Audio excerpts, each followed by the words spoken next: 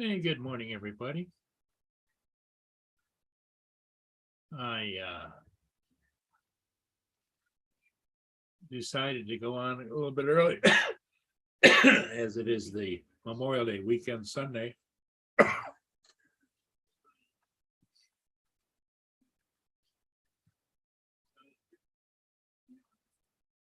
Hey, Corey is first.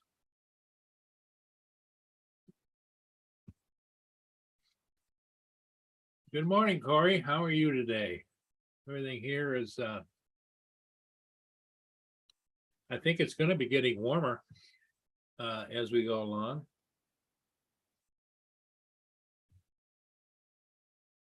But yeah, not a lot going on here.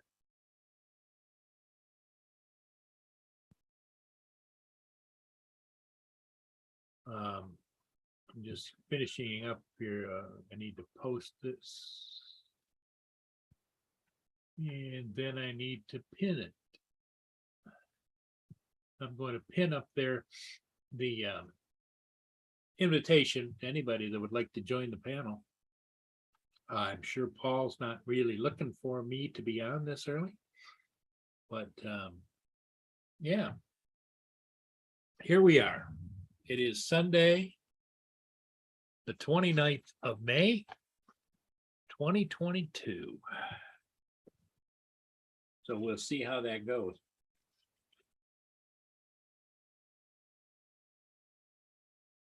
Excuse me, man.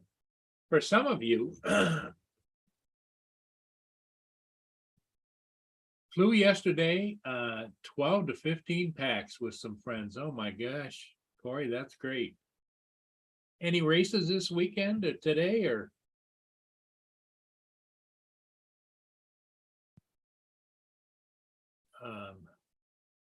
Last evening, a normal Saturday evening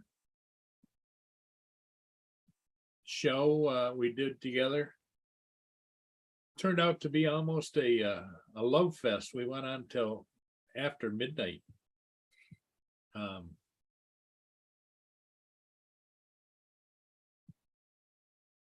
Hey, Bill, how are you? Good morning. Good morning. Good morning.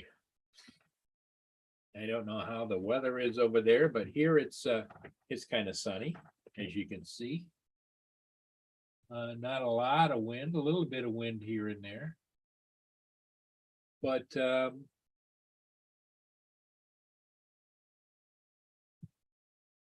no real races this weekend. Okay, Corey.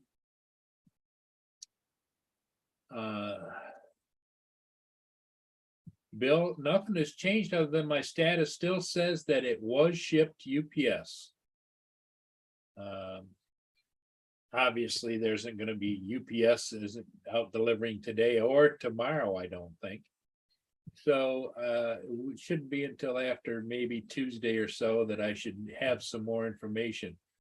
I guess the part that I don't understand is it shows it was shipped, but it also shows that the shipper will inform you when it's going to be shipped.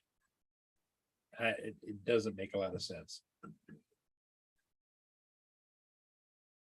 Hey, here comes Mr. Giggles. What's up? How's it going? Hey, DJ, how are you doing? Good, yourself? Well, hey, you know, it is what it is. Yeah, it's Sunday. I think we're gonna do the church thing this morning, and then I don't know. The weather's looking pretty good, so I might do the beach thing and bring my drone and go do some flying, whatever. Yeah. So it's gonna be warm down there today? Yeah, I think it's gonna be like in the maybe 70s, 80s. So yeah, make sure we wear our sunscreen. Well, you know, Justin was on last evening and he went to that picnic or whatever. He said he didn't spend a lot of time outside, but he looked a little red, like he got some sun. Oh yeah, like as red as this phone right here. Yeah, like that. Yes. So, That's funny. Yeah, I saw that. Saw that picture that he was talking about yesterday when he was talking about the girls coming out of the Starbucks with their freaking coffee drinks, and they were all like doing the selfie thing. Like he was when he took the picture. I saw the picture of him with his coffee drink and doing the little shoulder shrug kind of deal. Yeah. Little selfie. Corey just put in the chat, TJ, he said, he pulled out his smart controller and it didn't want to work. So he said it's $107 to fix the smart controller. Looks like they just will just send me a new controller based on the pictures they sent. Oh, huh. The touch screen evidently is broken on his smart controller. Yeah, this definitely Or is. defective, whatever. But yeah, that's not fun. That's the worst thing in the world, especially when you have that kind of money wrapped up into something. You go to use it, pull it out and use it, and Right. it doesn't work. Yeah, I hate when you go and use something that doesn't work. It's like, man, what was the point of that? Yesterday, I went to drop some clothes off at Goodwill, and they had a drone there and a ukulele that I wanted to take, but they wouldn't let me take it. I was like, what? So I'm gonna go back there today, see if it's there. And if it is, I'll be like, look, I'll just give you some money for it. How about that? Yeah, exactly. And here comes Mr. Stickley himself. Justin. Hey, Justin. You survived the big party Saturday. Oh yeah. How did that go? Oh, it was fine. It was freaking hot outside. Were there a bunch of dogs there yesterday? Yeah, there was 4 of them. There was a Brendel pit that Bo decided he was going to mount up a couple times and went to town on her, even though he's fixed. And then there was an Arctic wolf that somebody had, and I think it was like a black lab or something. Yeah, so the party was canine and human. Canine and human. But all 4 of them pretty much got along for the most part. I mean, they were a little like snappy with each other at first, but Bo ran around nonstop for like 4 or 5 hours. When he came home, did he kind of crash? Yeah, for the most part, yeah. Good. Get some of that energy out of him. Apparently some sexual frustration he had built up too.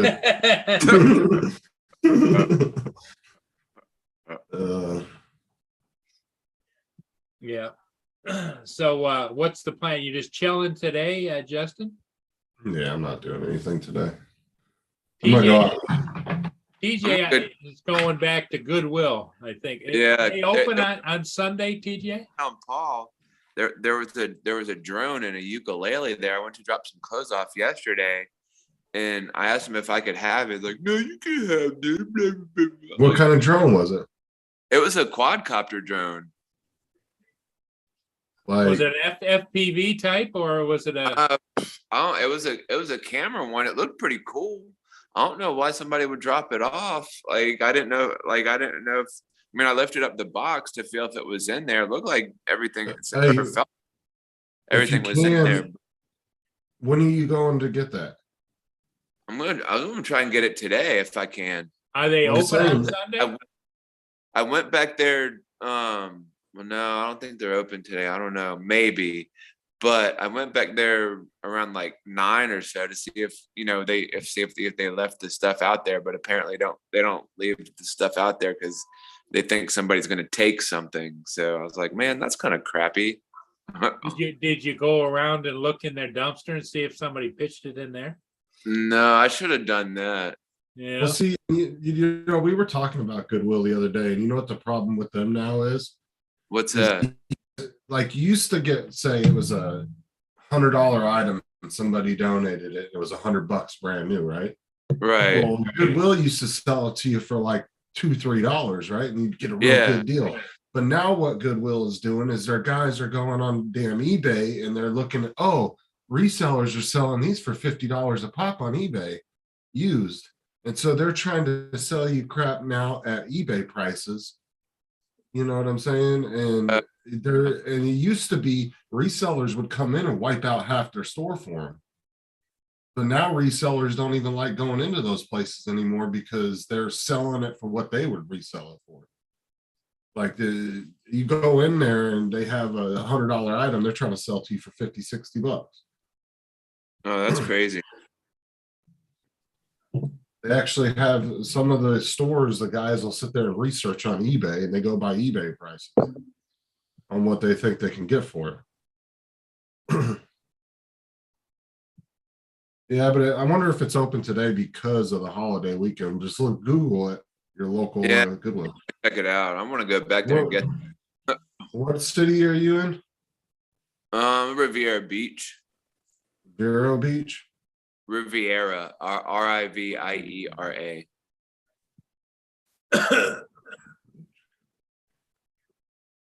It's literally like right up the road from my house. It's like on Congress or something. It says they open at 10 o'clock. Bill is open on Sundays. Yeah, they open at 10 a.m. TJ. Oh, okay. What you need to do is be at the door, and then you need to go live so we can see what it is if you find it. Do Oh, yourself a yeah. little treasure hunt live. Do a live video and be like, I'm here at Goodwill. And I just picked up Why not?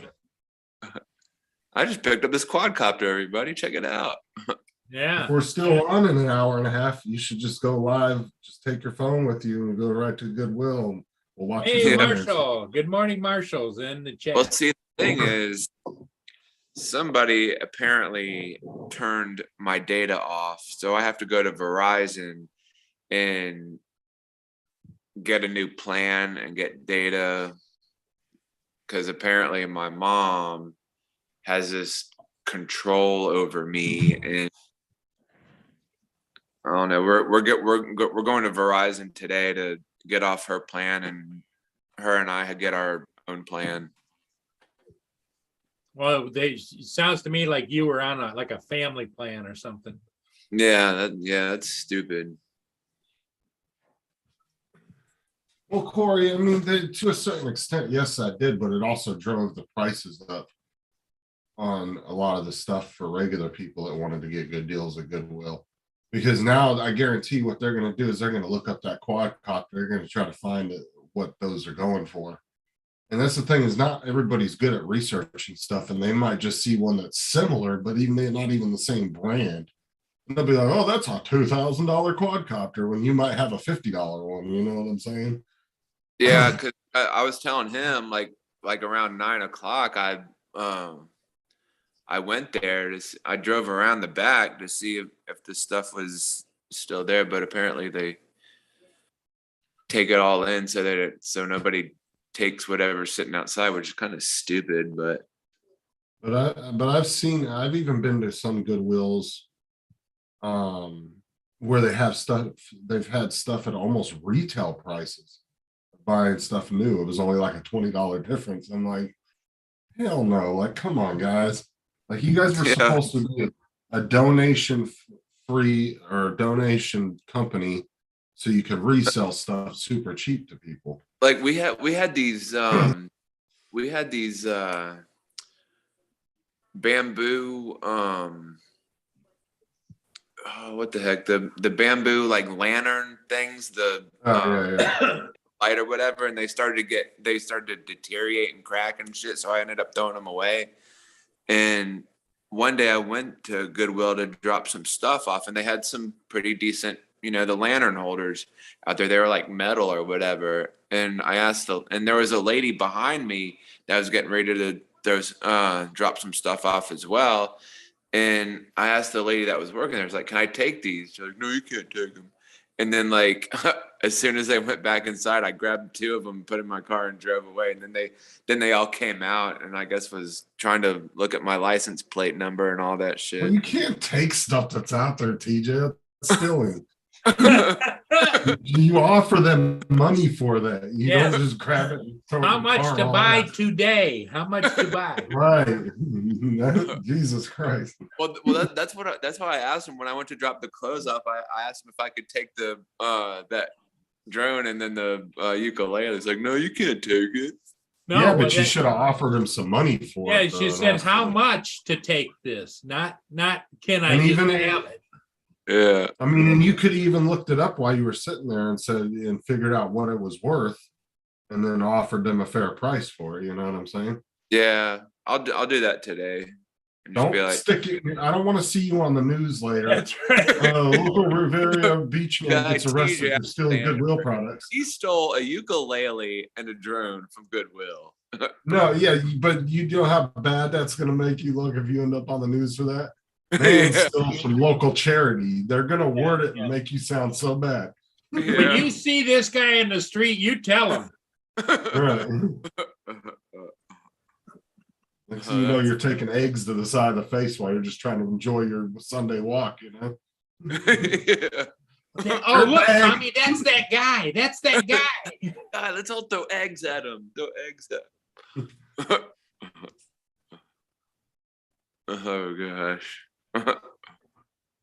Yeah, I would go in there and research the drone before you do any kind of offer on it. That's if they have it out. They might not have it out yet because sometimes Goodwill will receive stuff, but it takes them like a week to process it and look it up and all that. So it might not be out on the floor yet, but it would be Yeah. worth going in there and trying. I'm just gonna drive around back and see if it's still there, because you know they have it on a cart. They have everything like on a cart, and it's just sitting there.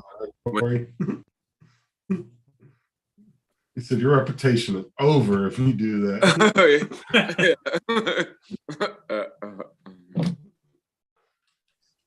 But that's why I said, go in there and ask them if they have it out or look for it. And then maybe they can do a quick research on the computer for it, but you also do the same thing, figure out what it is.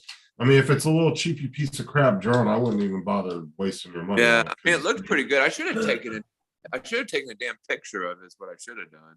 But if it's something that looks like it may be an expensive piece of equipment, I would definitely research it and then offer them Yeah, a fair it was- price for it. It was a decent quadcopter. It's like, you know, like one of those. It was kind of similar to the one that I ordered off of the Walgreens website for being a I don't know, have my 2-year, 3-year anniversary or whatever. And so like when you get they give you a pin for your anniversary, and then you get to select a free gift off of their website when you get your anniversary pin. Yeah, GM used to do something like that. Every 5 years, you would get to do that, and then they would. My friend's dad worked for GM for years, and every 5 years, he would get a catalog, and it would have stuff he could pick from. But every 5 years, the catalog got better and better. Like the gifts got really expensive. And I think when we were looking at his 30-year, I think it was a 30-year catalog that he had. Dude, there was like a granddaddy clock, freaking like $2,000 watch. Like it was really nice stuff. Oh wow. But he had like 25, 30 years with GM though, working on their production lines and stuff. So, Yeah. you know, that was up in New York, so he was union and all that crap too. So I mean, he made good money.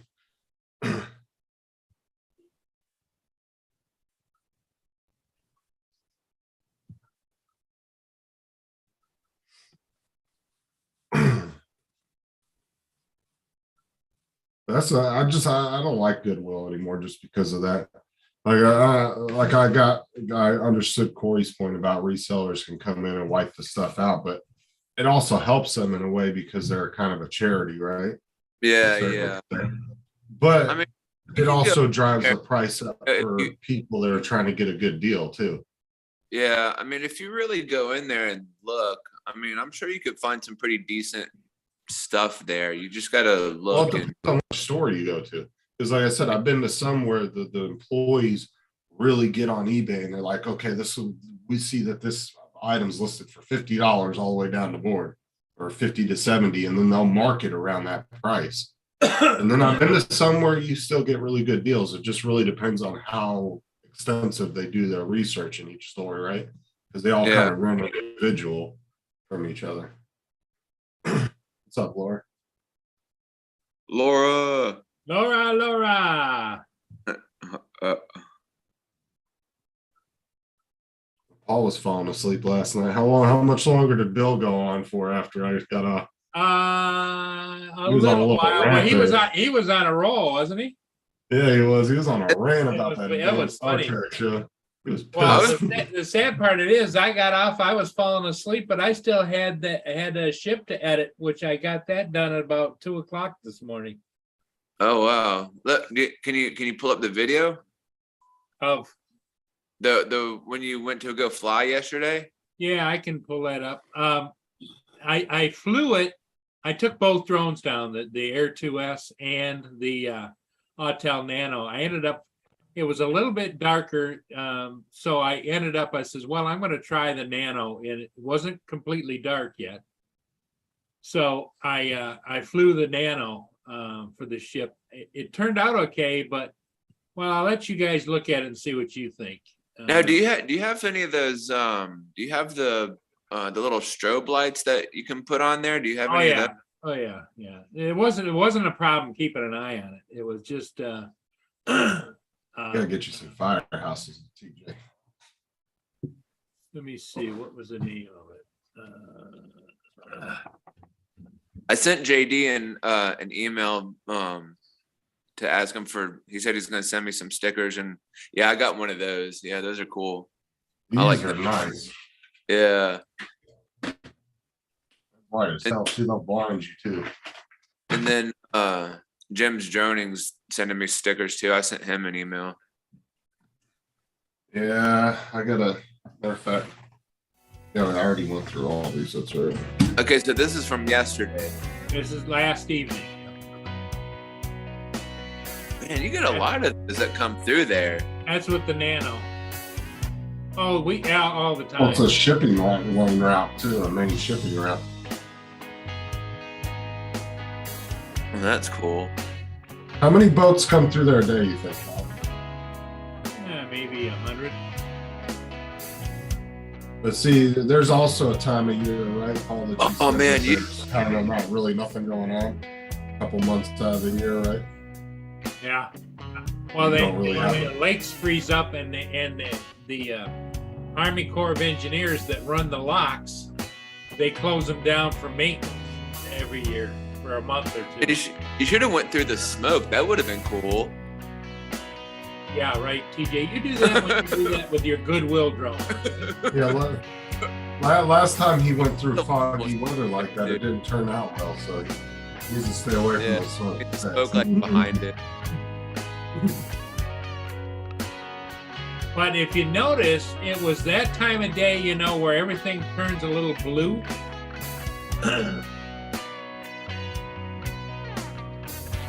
Because the heavy That's what's. cloud. It happens like that for all of us, Laura. Because I wish I could fly. It's raining so bad. I got some footage yesterday, but I had to. Front, they're looking out the window like, what the heck is that a drone flying in front of us right there? Oh yeah, I hear them talking up and down the water. See all the cars down there? Most of those are all fishermen.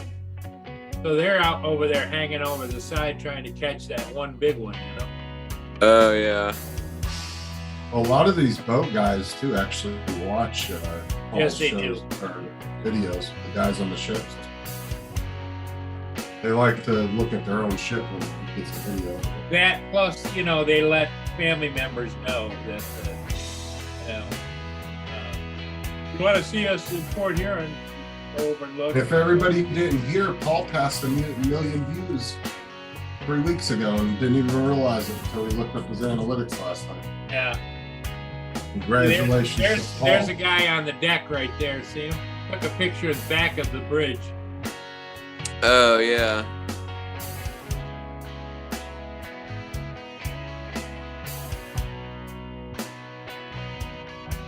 That is quite a feat, though, Paul. Though, congratulations on that. Yeah, I'm barely at 100,000. Well, Oh, it's what I do.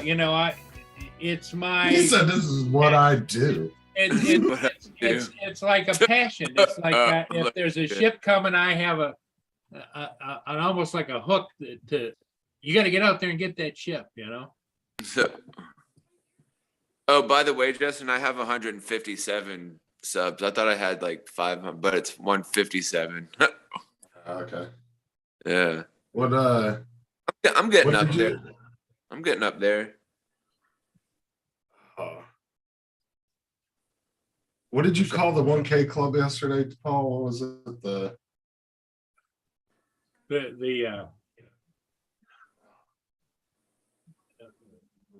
something K anyway. Special It was K. funny, Special K. Yes, the special K club. Visual K.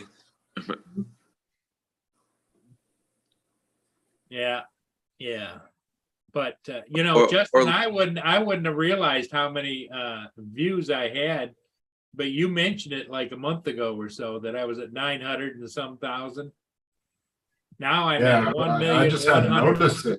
1.1 now, aren't I? Yeah. No, you're I just noticed it, and I was like, "Holy crap!" I was like, "Paul's almost got 1 million views." Oh, you're talking about the views. I thought you were all talking about subs. I was like, no, you got like 2.7K subs. Yeah. No, he got 1 million views off of his channel. Million So views well on done. all of my videos. Yeah.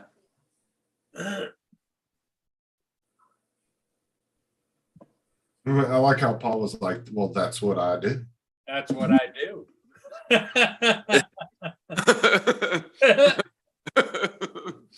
Kind of like TJ. That's what he does. And TJ's going to be known as the Goodwill Bandit. It's a Goodwill. Yeah, there we go. That's his new nickname right there. He'll change his name to Goodwill Bandit. That's it. The Goodwill. That's funny. A giggle bandit. Everybody at Goodwills across the world, you got to watch out for the Goodwill Bandit. The Goodwill Bandit. Yeah. Yeah, he's the giggle bandit. You'll hear him giggle and then your shit will disappear. That's his identifier. They'll put that on the poster. Listen for the giggles while he's doing it. The Giggle Bandit. Goodwill Giggle Bandit. That's all you'll see is it'll be the Goodwill stuff, and then you'll hear a TJ. And he just disappears into the shadows.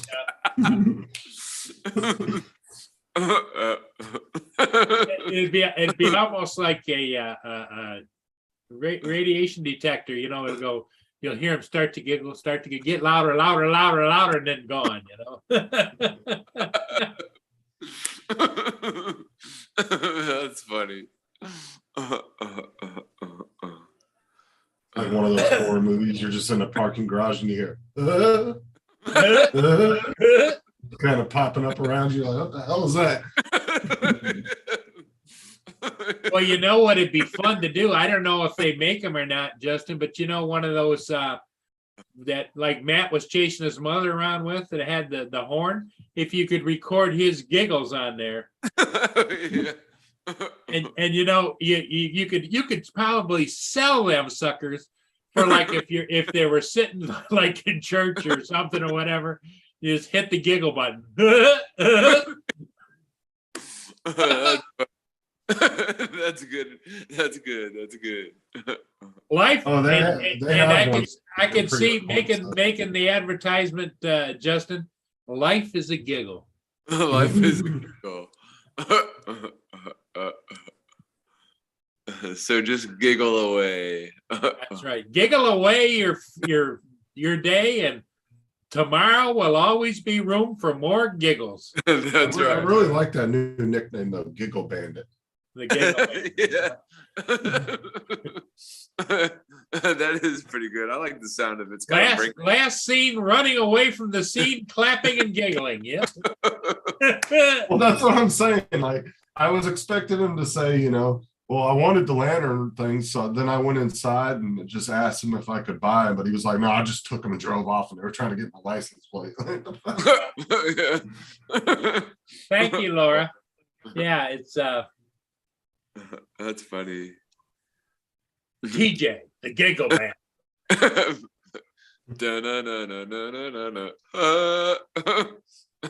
Where's Hodges this morning? I don't know. He was down at I think he's down at his sister's house, Yeah, I think in it might his still- trailer. Although you told him you weren't going on until about 9 either, so Yeah. check YouTube yet. I was surprised you were on too. I wasn't expecting you to go on until about 9, and I saw you and TJ were live. Poor Laura said she wished she could fly. It's raining so bad there. I know, right, Laura? She says when TJ does a giggle clap, it reminds me of a seal.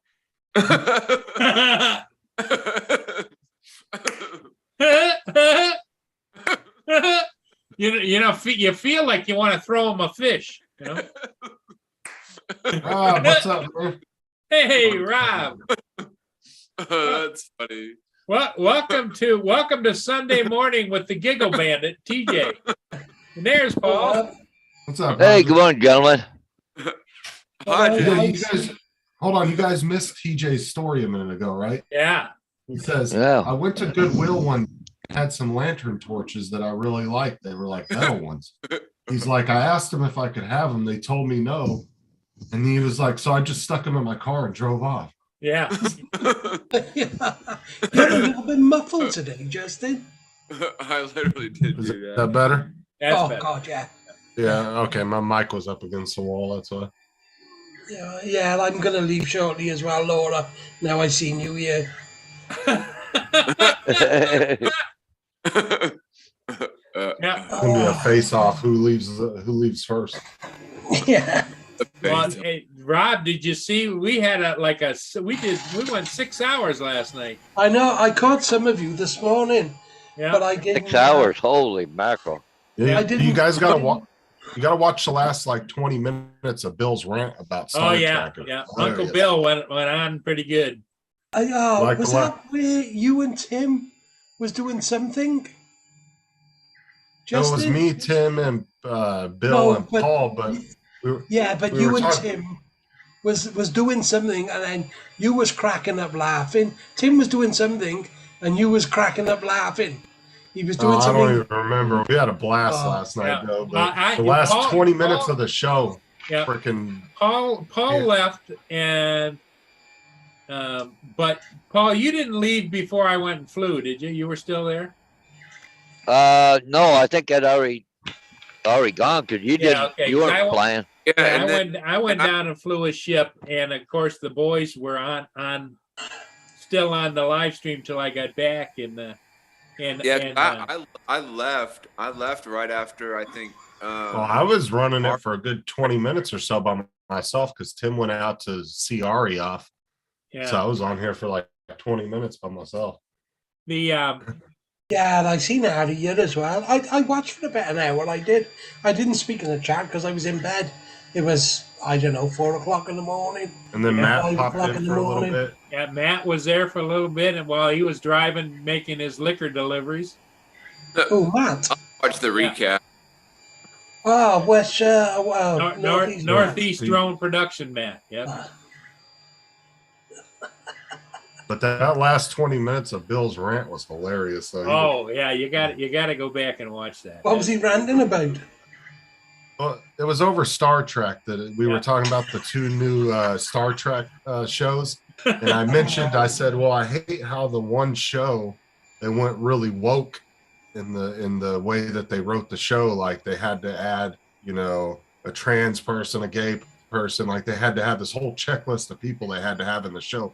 And they were kind of throwing that in your face throughout the whole like 2nd and 3rd season. And Bill just went the hell off. He was- Oh, God. I Yeah. can't remember what he was ranting about when I watched. Bill came in about the last hour or so. Yeah, half. about that. Yep. Hey, David. So,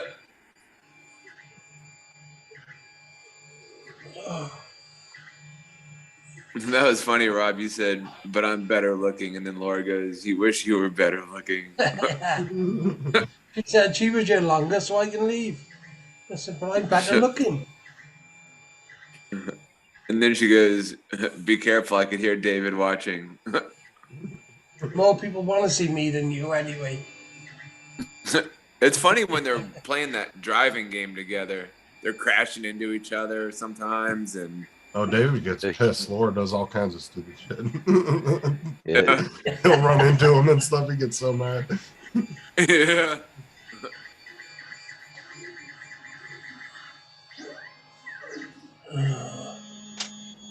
What are we 3D printing this morning? Oh, bits and pieces. Yeah. I just So, I can tell you. always doing And bits I- and pieces. And I showed your drone print that you sent me. Oh, yeah. So take that at 100 miles an hour. Then David sent me that. Laura's David. Well, that's because freaking last night, Kelly printed this like fishing lure, but it didn't look like a fishing lure. Yeah, I heard something about that as well. I did.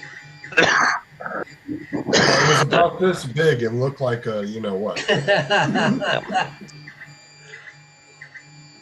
There's a site where you can Yeah, go on the files from to make all them. Yeah, Tim was Yeah, telling me a really good site to go on. I don't remember the name of it, but as soon as I get the printer put together and everything else. No, I mean everything over 18. There's a site you can go on Oh, okay. where you can do all the nude women and men and everything else. And then all the bits and things. Oh, God, there he is. this Oh, is here. Okay, here we go. Star Trek, Strange New Worlds. Oh, yeah. I've been watching that. I just watched the third episode the other day. How it's much really- better? How much better is this than Discovery and Picard? I mean, it just I haven't watched the Picard, but Discovery I didn't like because it seemed like in that one that they were doing a lot of woke shit. seems it's like all they- woke shit. The whole thing is woke Yeah. shit. It's nonstop woke shit. I have nothing against these people, but stop putting it in my face nonstop throughout the. It's like they have to have a checklist, right? We got to have one trans person, one gay person, one black person, one white person, one. No, yellow there's person. no It's white like- people. I'm sorry, but lower the white person count there because there's I'm like just saying one. it's like they have. It's to like have a one in 4 checklist. years. I mean, they're intent. I mean, and not that that's a pre.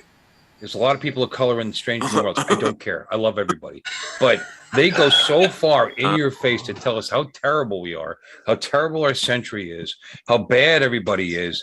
The lessons that they're trying to teach us, about immigration and they just made me a Picard. I'll tell you what's funny. Discovery, the first season that everybody hated, I think that's the best one because they stayed mostly away from that shit.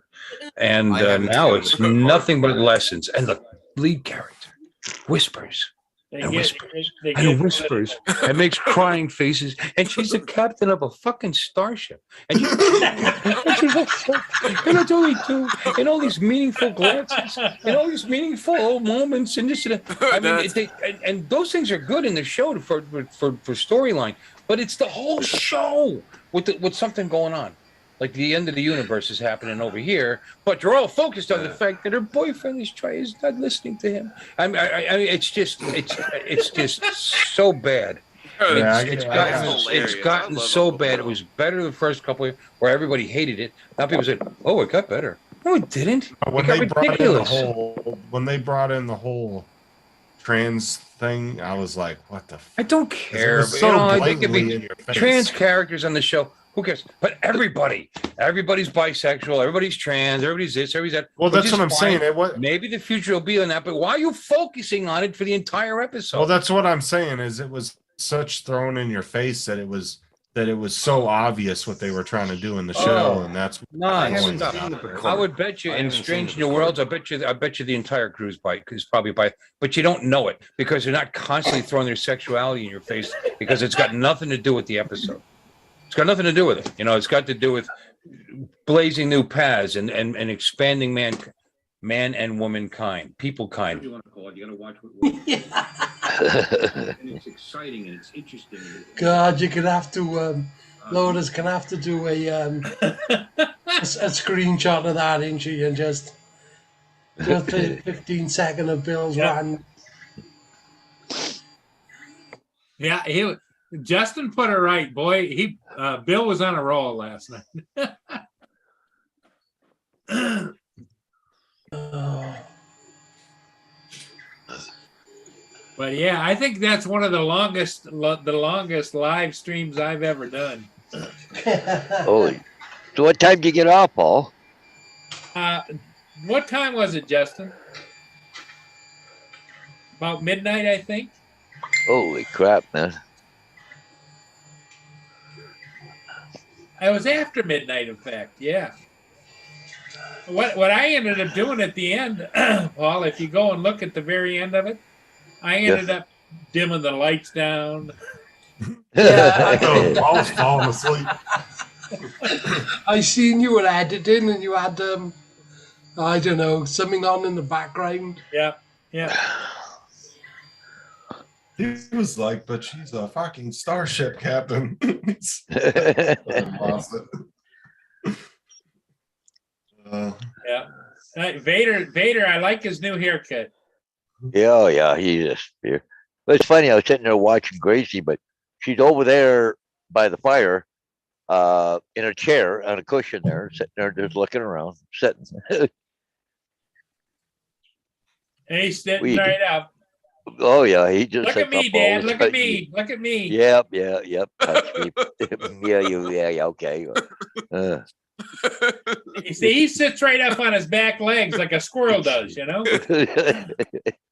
Well, Oh, maybe he is part squirrel. Put your Are you camera part down a squirrel? Yeah, can you tilt your camera down a little bit, Paul? Looks like a Oh, meerkat. All we My can see dog is does the it. top. Yeah, there you go. There you go. Oh, look at the little feller. Then when you go near mine starts doing this at you. Guess who's here? Okay. So, And there goes your Tim Hortons. There cup. goes the Tim Hortons cup. Yeah. Yeah. That's a one from last night. You hadn't got the one from this morning yet. what up, dog? Yeah. Oh, Gracie, gotta be in the thing. Yeah, I know. What is that collar? What kind of collar is that he's got? Well, like- it's a shock collar, but it's got vibrate and a sound. So I What do you can have, like control her a little bit. fence or something? Yeah, see, I got a little remote control here. Oh, okay. Yeah, just if That I one need looks to like a get little over. hockey. Yeah. Well, it is that Gracie does the walkie and Paul does the talkie. Yeah, that's right. Yeah, something like that. That's He's That's over like here. kinda- You can't see him, but he's sitting up again. Yeah. Matt wanted to do What? that for the whole taser thing for his show. He's like, I'll get a collar and I'll just keep the And remote don't at my house. I was like, Yeah. oh, hell no. Well, you know, a funny thing happened is I had an ex-wife that wanted the collar on and says, "Well, how does this thing work?" And she put it on. Zzz,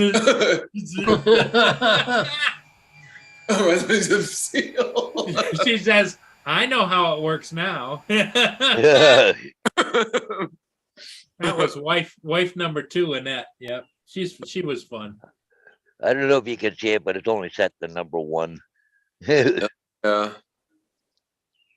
It goes all the way up to 10. I don't really shock her. She just it vibrates.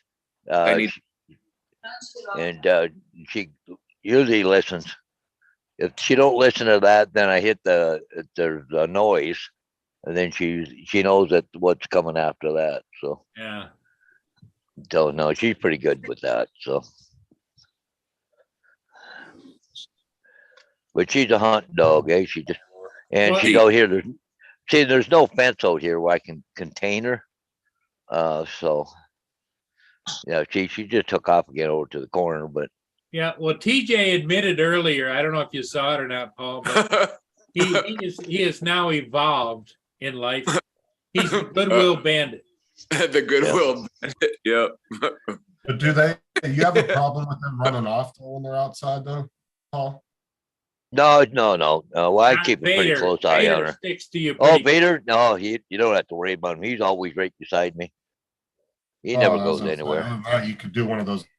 See, because those invisible fences work really good for small dogs, but like Murray was saying the They'll other run day, through it. large dogs though, they'll Yeah. just run right through those. Especially when invisible they're on a dead run. By the time it yeah. zaps them, they're already through it, and they get a little jolt like this, kind of like TJ, you know. Yeah, it kind of just wakes them up as the 120 Yeah. pound Rottweiler's running at you. Yeah.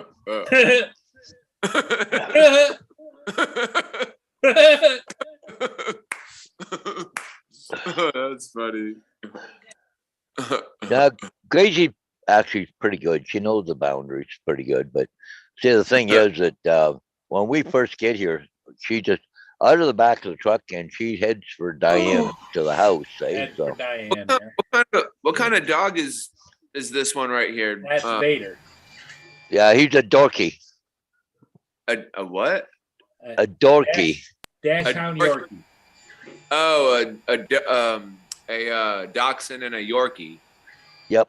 Yeah, they call them dorkies. Yep. Oh, gotcha. Okay. Yeah, people are breeding like all different breeds together now and coming up Yeah. with new names.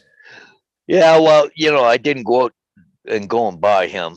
He was given to me, so because he was fighting with his father all the time, and they needed to find a home for him. He was about a year old when There I you got go, him. sitting up. But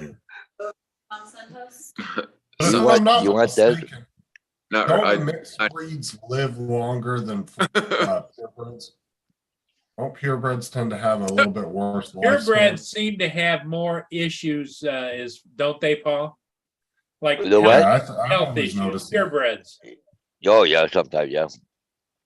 Man, he really likes coffee, I guess. Oh yeah. I think it's the sugar in the bottom. Whoop, there it goes. Then he takes the cup and he goes and tears it It's mine. apart. That's mine. It's No, mine. Okay. Give me my coffee. Give me my coffee. That's funny. All right, guys. Well, I'm gonna hop off here and get me something to eat. I'm getting hungry. I only had one cup of coffee this morning. I need. Well, get a cup of coffee and get your mask on so what you're out playing bandit, you know. Yeah. All right. go down to the Goodwill and go ahead and swipe that Go down the down. Goodwill and swipe yourself some more stuff. All right. We'll talk to y'all. We'll see you, TJ. See ya. You, Yeah. TJ. All right. Y'all have a Later. good. Be safe out there on this Memorial Day weekend. Yeah, Yeah, we renamed him the Giggle Bandit. the Giggle Bandit. Yep. Yeah, there you go. Oh shit. When I laugh, Vader brings that cup back and he kind of like puts it in front of you. What's up, Oh man? yeah. He just He he just- just wants you to know that's my cup. Go ahead, Yeah. try and take it, Dad. Try and take it, Dad. Well, yeah. Well, he's sitting up right now. He dropped the cup. Where'd he? Oh, we can put it. Oh, there it is. Good morning, This AG. AZ just said good morning to everybody. Yeah, good morning, AG. Oh, AZ, I looked at my printer on the app and it's moved from one location in Syracuse to another, so but it's still way up north. So. Good morning, David, AZ. Hey, speak about David. Have you heard from him in a couple of days, Dave Ennis? No, I specifically I sent him 2 invites. Okay. He was in the chat last night. Yes, he When you got was. back- yeah, he was. Oh, he for- was in the chat. But Okay. he wanted us to send a link. Evidently, he's having trouble with it. So Yeah, because we okay. emailed it to him. Plus, it was pinned at the top of the chat. But after we sent him the link, he never said anything never else in the chat. responded. Yep. Yeah, Oh, maybe he fell probably asleep or messing something. up. Yeah.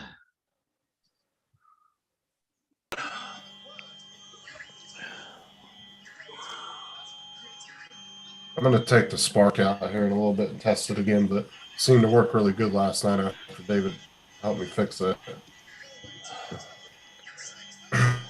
Yeah, I gotta fly later on today. You got a job? Yeah, it's okay. I got to do the same thing. About 4 o'clock, 4 o'clock. I gotta go fly. Don't even go there, easy. It's pulled my hair out. I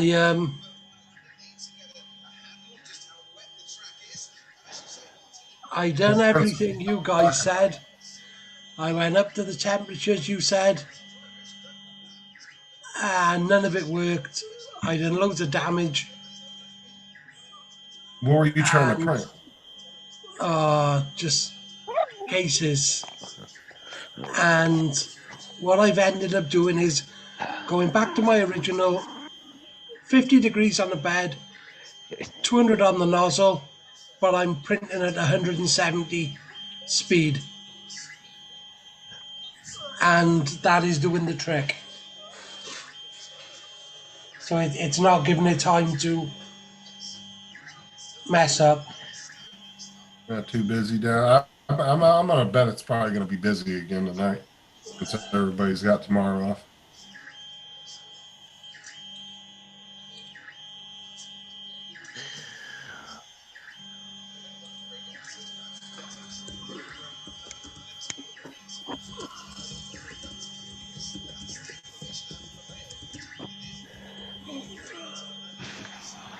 What?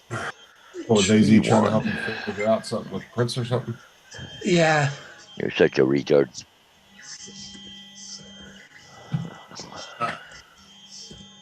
Where she go?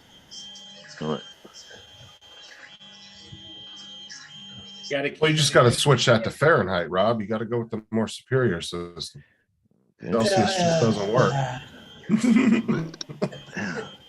No, anything over 220 and my filament is burning.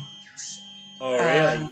Yeah, I know, because yesterday you guys talked about raising the temperatures, right?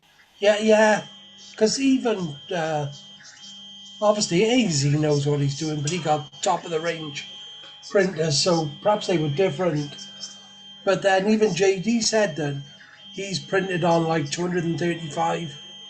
But Let me ask you though: is your filament? Do you need to get a better filament? no, Maybe that could be the issue. no, I've got good filament. What's been happening is, when I'm printing large stuff, it's lifting on one side of the bed. There's shrinkage. It is, and So when it cools, it contracts. yeah, and the one side lifts. Yeah. So it's been a pain in the ass. But if you're printing anything else, you can use a brim. You know, you can make like a raft thing for it to sit on. You know, and then it prints up and this and that. But AZ will understand that the cases I make, the way they fold out, the first layer is actually the top layers the customers receive. So they gotta be right. You know, that you can't have any shrinkage or pullage or What are the voltage. cases actually for? Sorry? What are the cases for, though? Bits and pieces. Oh, I swear to God. He's going to send me files. I'm going, what's this file? It's just bits and pieces. Can't even tell me what the hell it is. Here's my file on No. bits, and here's my file on pieces. All right. Yeah. Exactly. It's just a niche little market I found nobody has tapped into.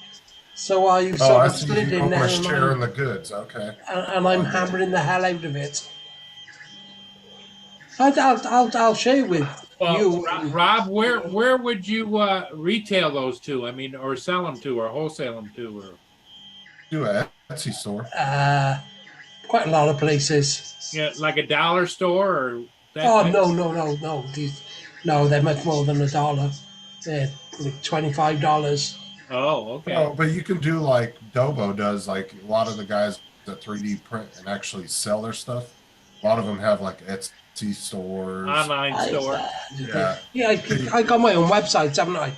Right. You could do that or your own website, or you could go through a company that sets your Yeah, own store yeah. up for you. I've been through all the Epsies, the eBays, all that. Yeah. I sell on all them as well. I do.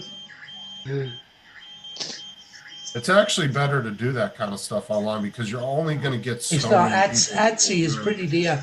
If you sell something for a tenner, Etsy will take about 5 in transaction fees, advertisement fees, and other bits and pieces. And then out of that 5, you then have got to, do your filaments and this and that. And Like I said, you almost have to sell your stuff online because there's only so many people in your area that are going to buy those specific items that you're making. You got I'm to shipping get your worldwide. items out there.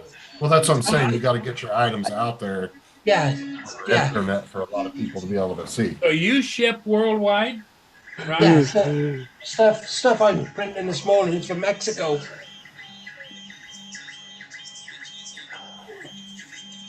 So Mexico. you will custom, in other words, like when you advertise it, you will custom print it for that order.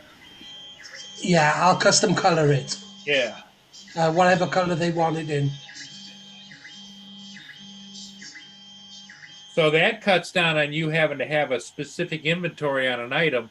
They just custom order it the way they want it. You print it and ship it. Yeah. Now, how long does it take for the time they order it to actually the time they receive it? I guess a couple weeks about. No, 10 days. AZ said Etsy takes 50%. Jesus Christ, that's Yeah. crazy. That's nuts, man. Like I could understand maybe 10-15%, but 50%, that's Well, you got to insane. figure that in the cost of doing business with Etsy, right? Yeah, but you got to understand that this is the thing though too, is when companies are merely just a website, they really don't have as much overhead as you would think they do. Right. And so that to me, 50%, there's no justification for that. It's just like Uber, right? When you're an Uber driver, what cost does Uber really have but maintaining their app, right? So they make a lot of profit because their overhead doesn't have to be that big because they have to have a handful of guys that can maintain. Justin, it's actually more than that. Are you listening? Yeah. I'm listening. Justin, you listening? I can hear you. No, it's just I haven't got it on there a minute. Right, this month, just on Etsy, I've done £1,019.50. Yeah, and I've Like paid $3 American. Sorry? It's like $3 American. Continue. No, it's like 1,500 quid. $1,500 American. And Okay. Out of that, what was the fee? I paid £411 in fees, £132 in marketing. But it should equal out to about half, right? I walked away with 400 quid. So altogether it's been 600. Oh, wow. Oh, so it isn't even a 50-50 split, is it, by the time you add in all the costs? No, because I offer free delivery. So you got to take the cost of delivery as well in. Wow, you got electricity and, maintain the equipment. Yeah, I'm still making good money at that because the items I'm shipping, they cost me 3 pence to make, and I'm selling them $4.95.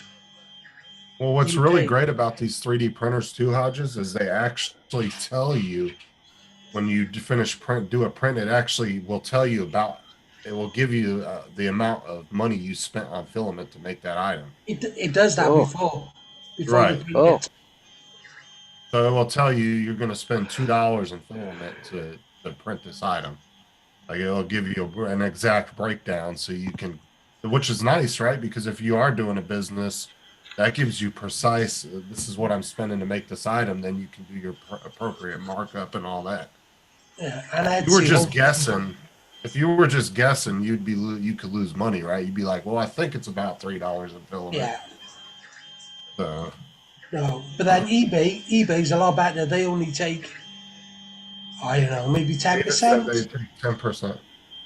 That Oh, eBay do will they? take Oh, 10%. yeah, See, that's reasonable though, right? Because yeah, that's fine.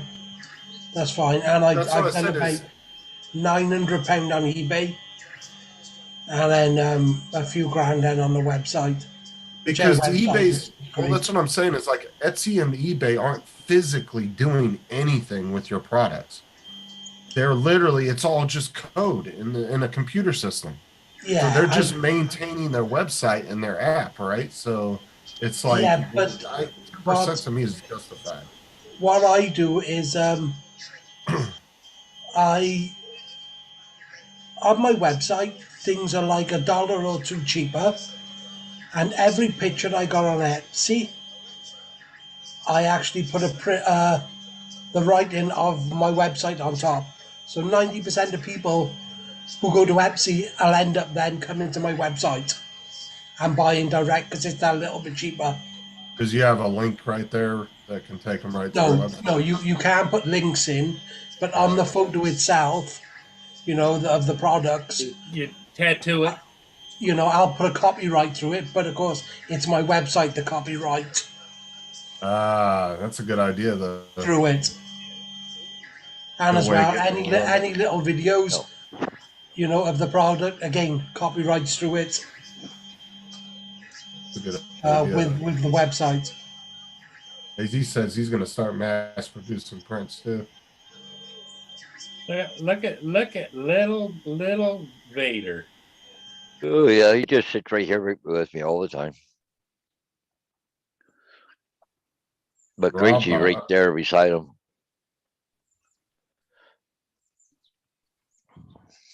Yeah, he's my little shadow.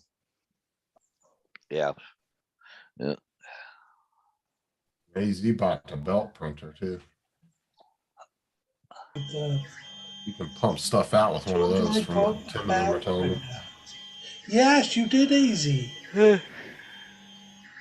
See, those, Paul, they were explaining those to me the other day.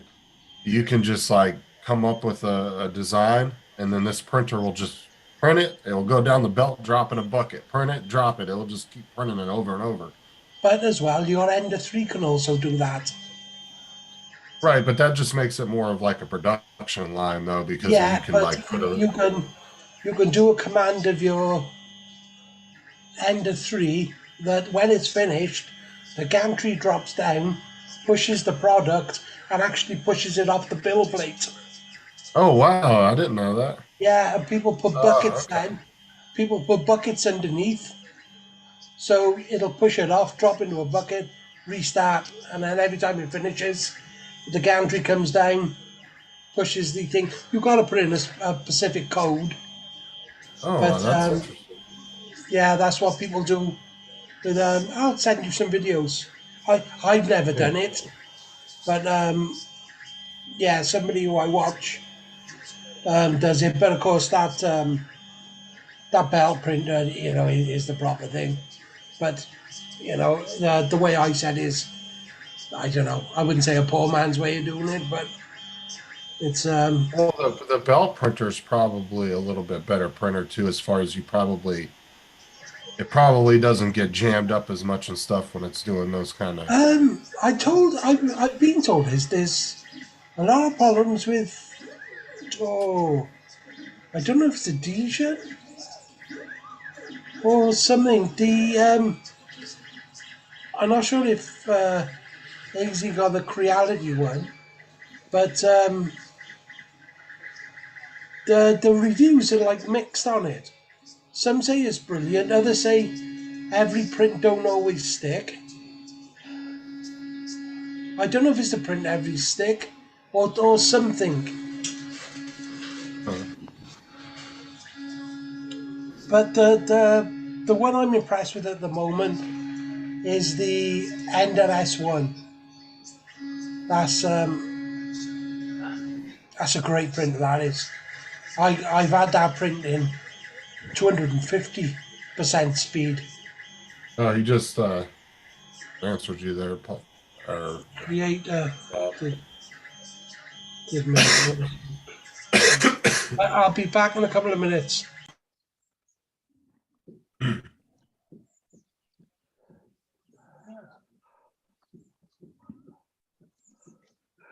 Naomi Yeah, Sexy. good, yeah. Yawning this morning like crazy. Maybe the fresh air. No, I have not. If you got a link, pop it in the chat.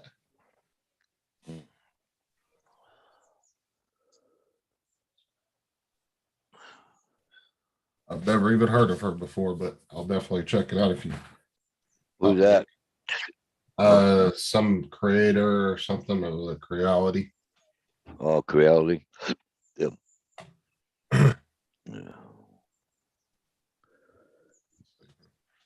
That's her name, Naomi Sexy Cyborg Lou. Hold on. Where'd Paul go? I don't know. Probably Oh. maybe to do with Mia. Probably that time of day for me and her pills and stuff. So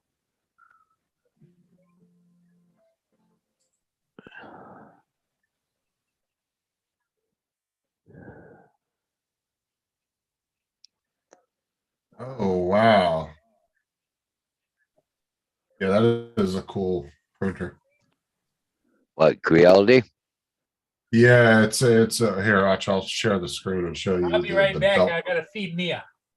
Yep. Okay, Paul.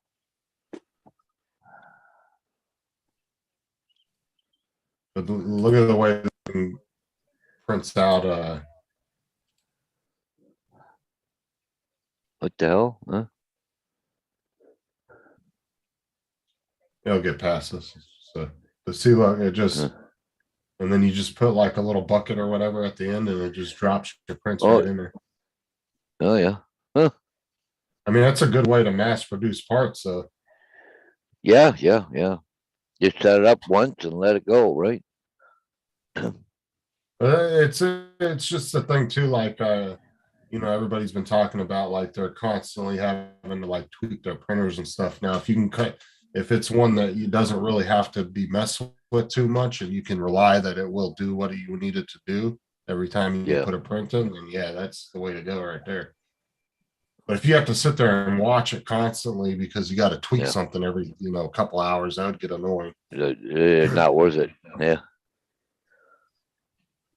I lost the chat again. Damn it.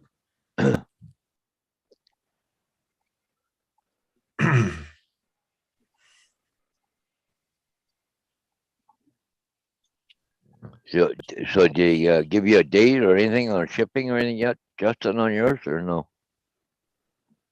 Give me 1 second here, and then I'll. Yeah, they are. It's supposed to be here Wednesday. Wednesday? Oh, okay, cool. Yeah, so UPS has the item, and it's in Syracuse, New York, right now. Oh, okay. Freaking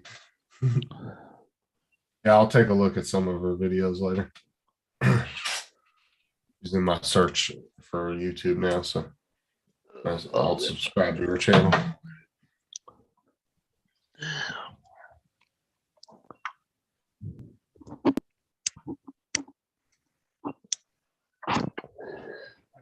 Oh.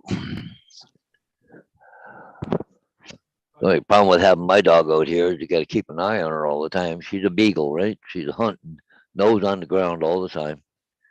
Yeah.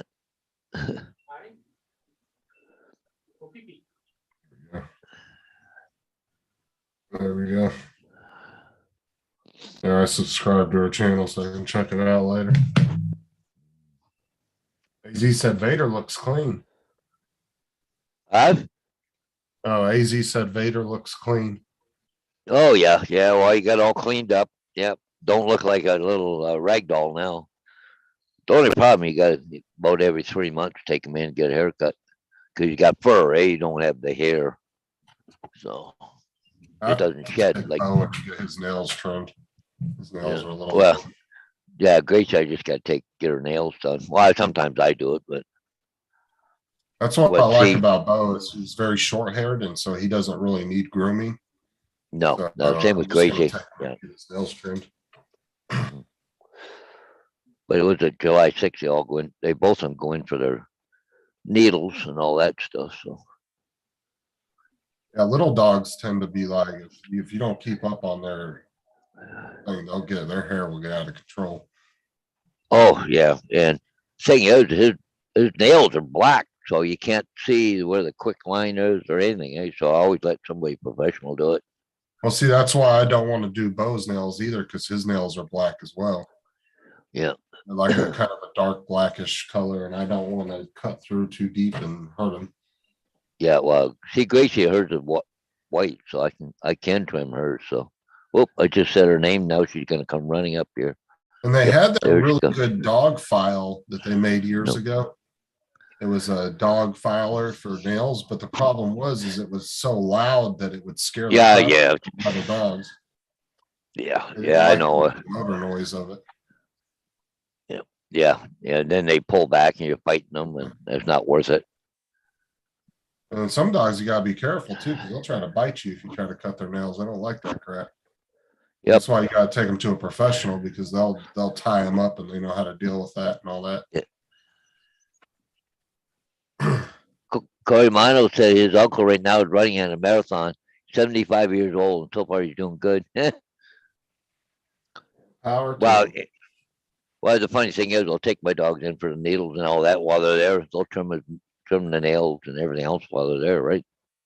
My vet's really good for that. Yeah, that's the only thing I gotta take Bo in for his nails, because I'll give him baths. I mean, like I said, he's short hair, barely sheds, Yeah. so I don't really need to take him in for that. Kind of was a waste of money for me. The only thing with Bader, he's teary eyed, and it really cakes up just under his eyes. I gotta keep cleaning them.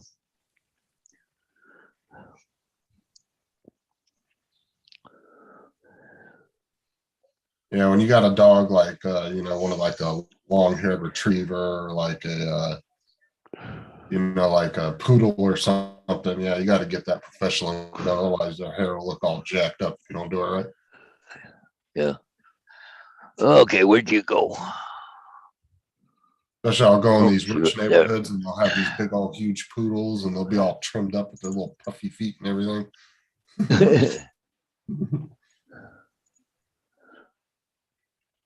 What, you want up? Gracie's back. I saw a poodle the other day, man. That thing was the size of a damn horse. I was like, holy crap. Yeah, really. Eh? Well, a regular standard poodle is a big dog. And they had them all nice and trimmed and everything. And then, like I said, it had the little puffy feet and Oh, gee, yeah. all that. Yeah, people spend a lot of money have that stuff done all the time. But usually rich people anyways that own them. So yeah. The big thing around here is like a Labradoodle, eh? I don't know if you got a lot of them down there. They're supposed to be hypoallergenic or some fucking thing. I don't know. There's a lot of, because it's such a big retirement state and there's a lot of retirement communities, there's a lot of different ankle biters. Oh yeah, just little ones, eh? Yeah, they seem to have a lot of those. Like I said, you'll go into the 55 and older communities and it's just like a rerun as you're driving down the road. It's like golf cart, 2 small dogs, golf cart, 2 small dogs. And it's just continuous all day long when you're in there. That's all you see. Golf carts and dogs are a big business down here. Yeah, and around my house too is there's a few people that are greyhounds, the rescue. They get a lot of greyhounds. I don't know of a track around here, but for racing greyhounds, but they're all greyhound rescues. I don't know what that's all about, but well, it's Sarah's grandma had some greyhounds not years ago. But what it is a lot of these tracks and stuff, they don't really get an attachment to these dogs. So after they're like pretty much finished with them racing, they just give them to shelters and different greyhound rescues, and then people adopt them. Yeah, because they just don't really get any they don't really have the owners of a lot of these race dogs don't really have a personal relationship with these dogs. No. They just race them. That's it. Right. And if Like, they're no good, then they get rid of them. now the handler that handles all the dogs might get close with them, the one that actually takes care Yep. of them. But not the owners. Right. They're not winning the races or there's something medically happens with them, they'll just send them to a shelter or greyhound rescue. Yep. You might not have a track around there, but there might be some kind of greyhound rescue around there that takes them in from that kind of places. Yeah. I think there's one up around by London there, up Belmont area. I think somebody said there was one up there. But I've never heard of any greyhound racing tracks around this area. I've never heard of any. Well, that's the thing too, is like greyhounds are kind of those dogs that you don't really see, like especially around here. You don't really. I've never seen anybody with a greyhound, so I'm assuming there's probably only a few, handful of shelters around the country that specifically just deal with greyhounds. Yeah. So when somebody donates one, they probably have to go a state or two over. Yeah. Just like.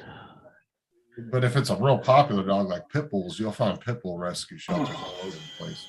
Yeah, well, there's a pit bull ban here in Ontario.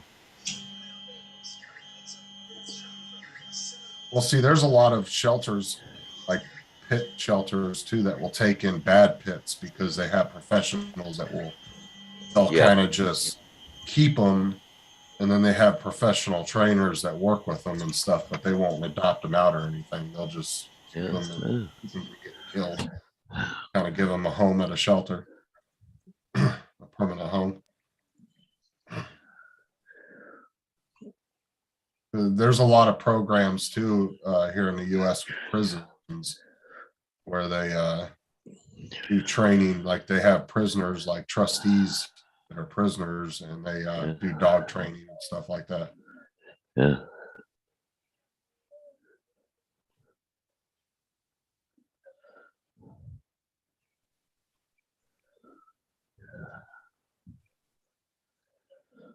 But I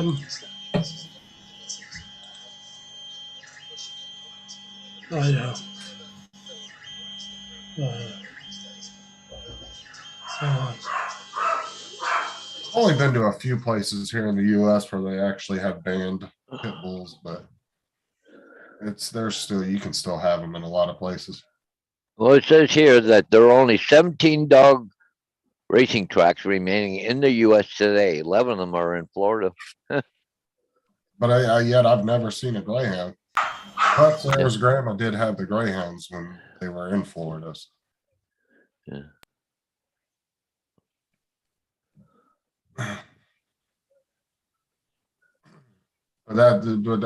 With that too, there's probably only a handful of shelters around the country that specifically deal with those too.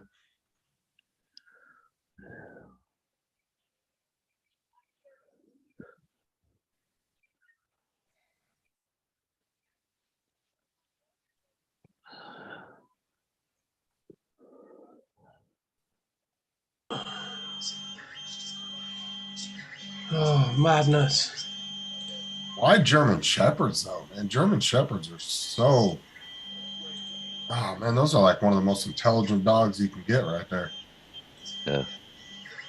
Wow, have you seen them Belgium Shepherds now they're doing? Which they're selling them now for between 50 and 75 grand. Where they're fully trained. You don't watch Heavy D's channel, do you? No. Oh, do you know Diesel Brothers? Yeah. Oh, well, he got a YouTube channel, Heavy D, and he was showing them on there a couple of weeks ago. The ultimate protection dog. They're trained for protecting your children, kidnapping, carjackings, all that sort of stuff they are. There's a dog race. All of a sudden, I just reading there's only one in Canada, and that's in Alberta.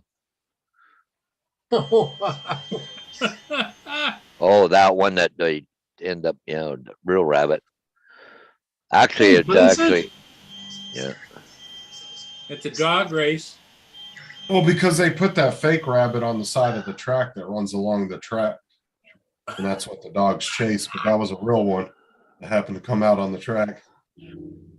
The natural instinct was just to chase it. Morning, Blizzard, Corey. That's insane, man. Because, like, well, you know, police departments here in the U.S., Rob, they'll spend up to anywhere between $50,000 to $100,000 on a dog between training and equipment and then So, training yeah. the officer. It adds up because you have to train an officer to be a handler.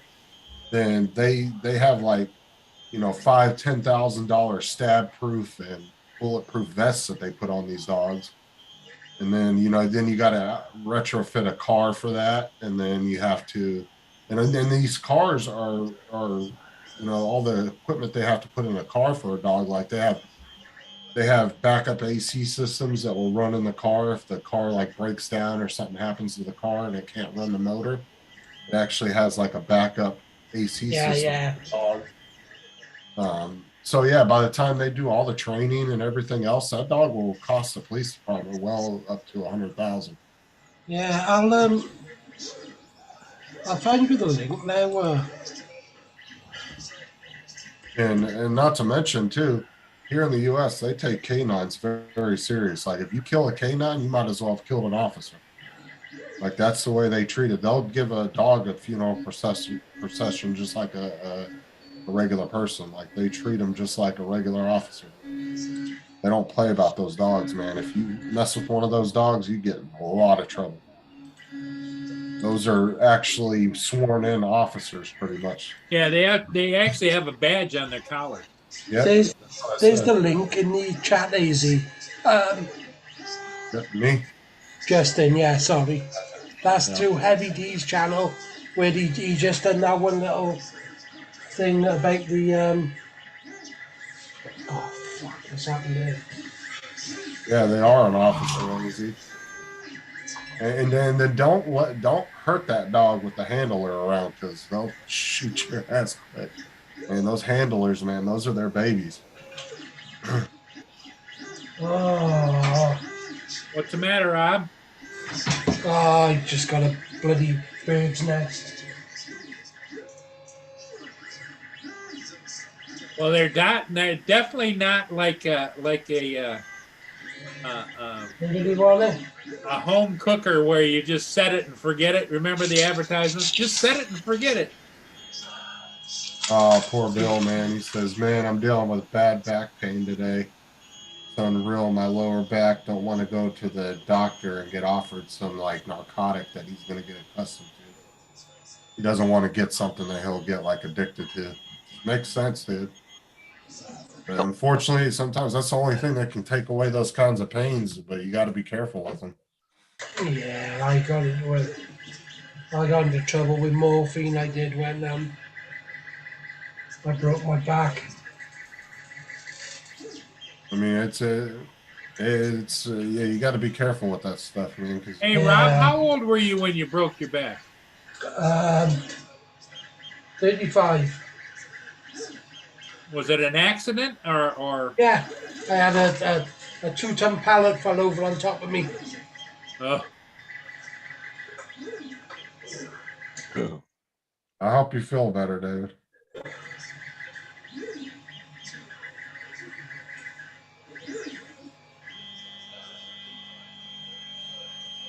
I mean, let's face it too, right?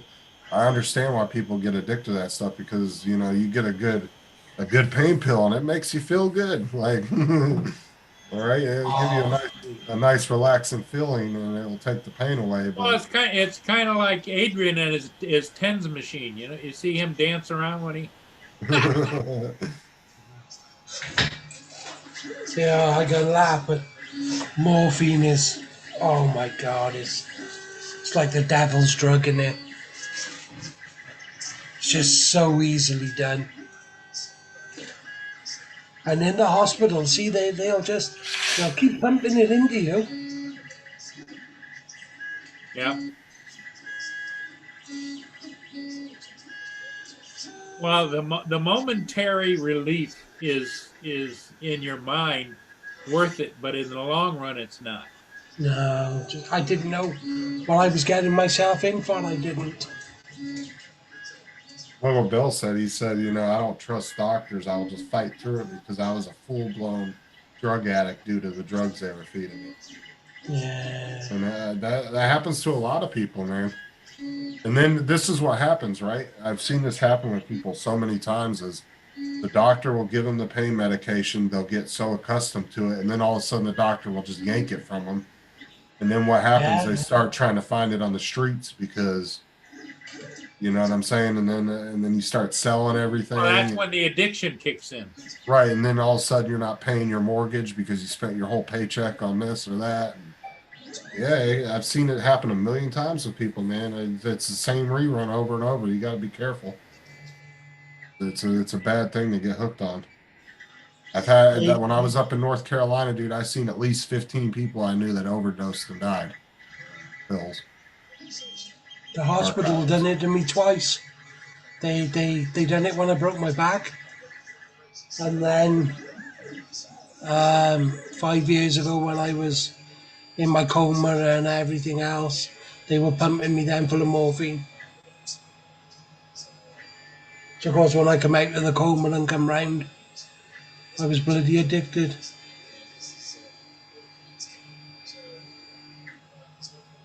Well, that's my addiction to cigarettes, though. That was a good thing.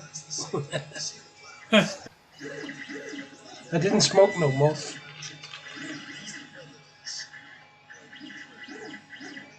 Yeah, and unfortunately, you hear a lot of people, oh, try this natural remedy, try this, that, and they don't ever seem to work as good as a narcotic No. will. No. Yeah. I mean, you could try the CBD stuff. I mean, some people say that works. That might be something you might want to try, Bill. If it's available in your area. A lot of people say that works. Creatine or whatever, they sell that here too. In Florida as well, they sell that in CBD. You can walk in any gas station and buy that stuff. You can try that and see if it works. It's one thing a lot of people are using for pain right now. Kind of a natural thing. I don't know if it works that well, but wouldn't hurt to go get it and try it. And it won't come up on like any drug test or anything because it doesn't have THC in it. So just a kind of a byproduct of marijuana. But it won't get you in trouble or anything.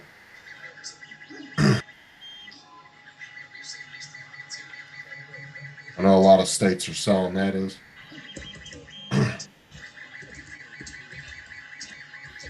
Hey, AZ, no word on you on your Mini 3.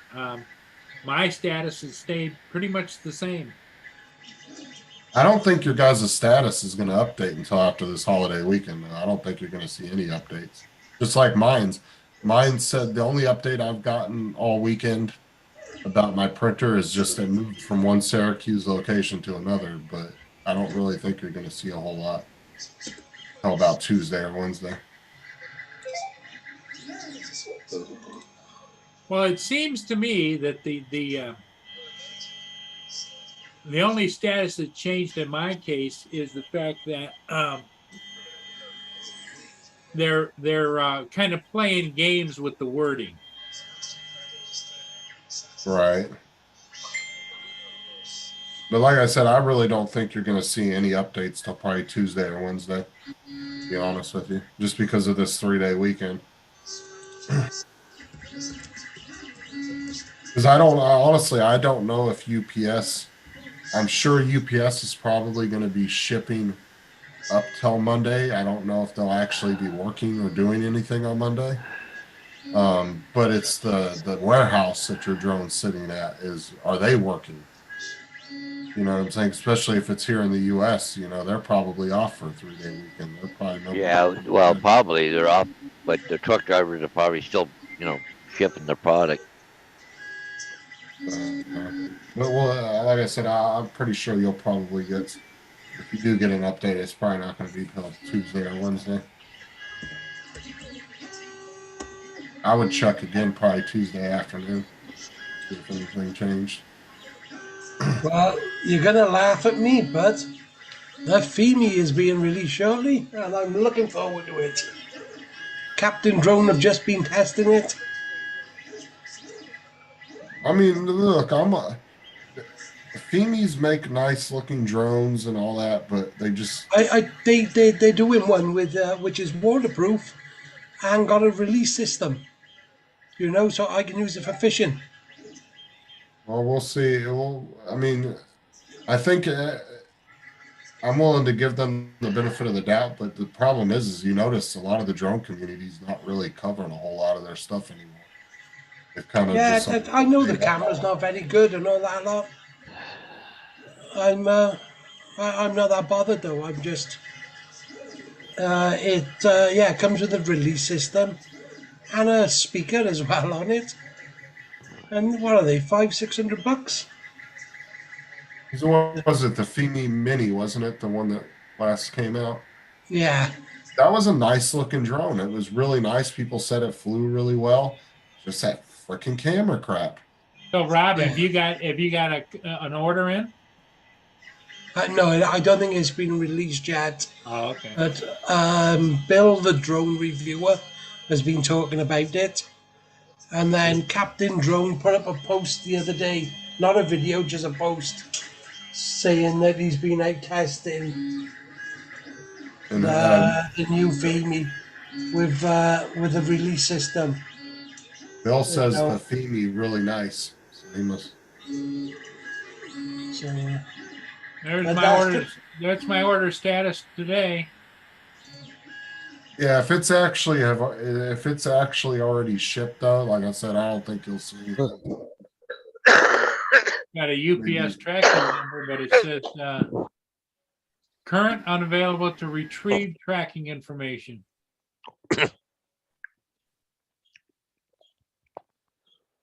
yeah, I only want mine for fishing, Bill. I like the release system, and for once, it's actually going to be my drone. Stay with me, so do you know what I mean? All the others, I got to all go out on site and work. You I know, was that, like that that. one will stay in my fishing bag and come fishing with me. That's like that when Hubson did all that crap to QC guy. Remember that? When they got his channel Yeah. shut down from Yeah, copyright? it Right was there, that. dude. I would have said, if I was QC guy, I would have said, screw Hubson. I would never cover anything about that company again. But yeah, Yeah, he it wasn't- still puts out tons of videos about Hubson. Like, why are you giving them any kind of like? Why are you promoting them at all? Like, It screw wasn't them. Hubson, was it? It was that Indian guy.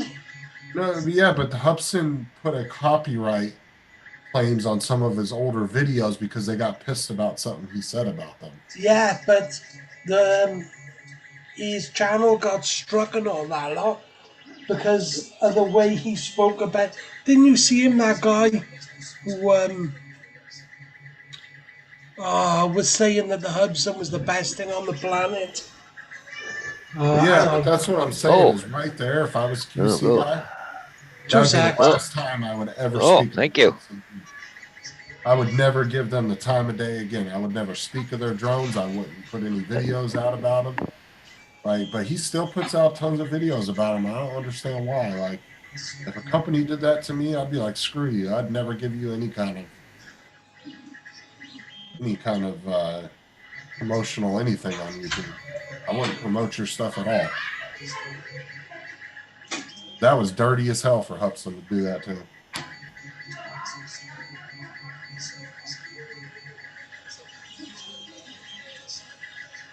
Yeah, there was that guy. I forgot who he was. Oh, And he starts his video when he says, Oh, lucky. Look at breakfast. "Whoa, breakfast just delivered. Diane's catering service has delivered. You Oh gotta yeah. watch them dogs, man. They're trying to get that sausage. Look at them. Oh yeah. wow, careful, you're gonna have that." Yeah, Rob, though, but I would have been done with them after that. I'd never Oh, make God, another yeah. video about him again. It's that guy. He starts his thing and he says, What's he say? Good morning on a Shalalacum or something. And yeah, he had the Hudson on demo, and he was making out it was this incredible thing, and it was this and that, and he had a couple of 100,000 views, and it turns out he's a liar. Yeah, and that's what I said. And guy made some negative Yeah. comments about it, and they got pissed off. And Yeah, and then that Indian guy as well got involved with Hudson because the QC guys said, "What the hell is he speaking? What is he saying?" And they had him for racial or racist or something like that. They did YouTube.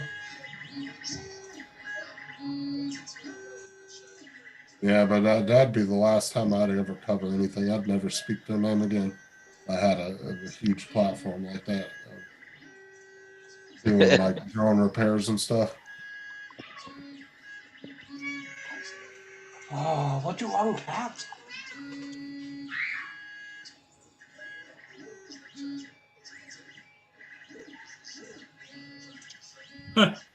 Gracie's got her eye on it. I just give her a piece of sausage. And so does Vader. Vader's looking over your shoulder. Well, that's funny. I gave Gracie a potato. He spit it right back out. Yeah, Bill.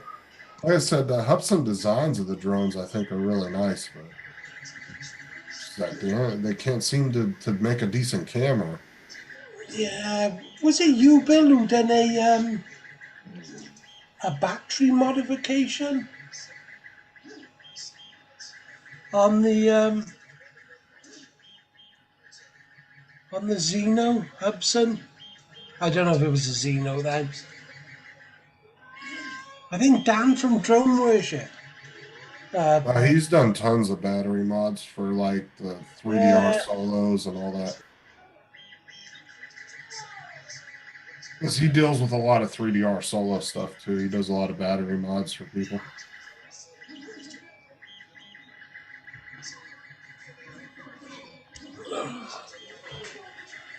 I was going to buy a 3DR solo not too long ago from this guy locally.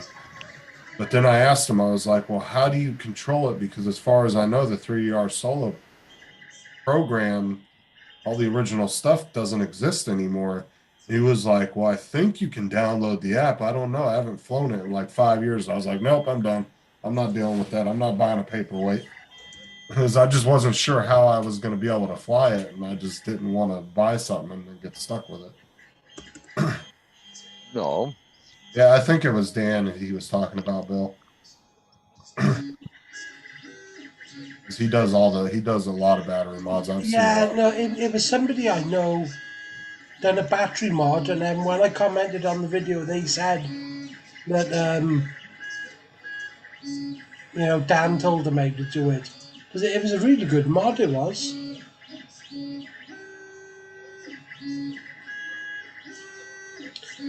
But yeah, and he says, you know, making a drone that's decent for cheap is a good idea, but it just doesn't work out.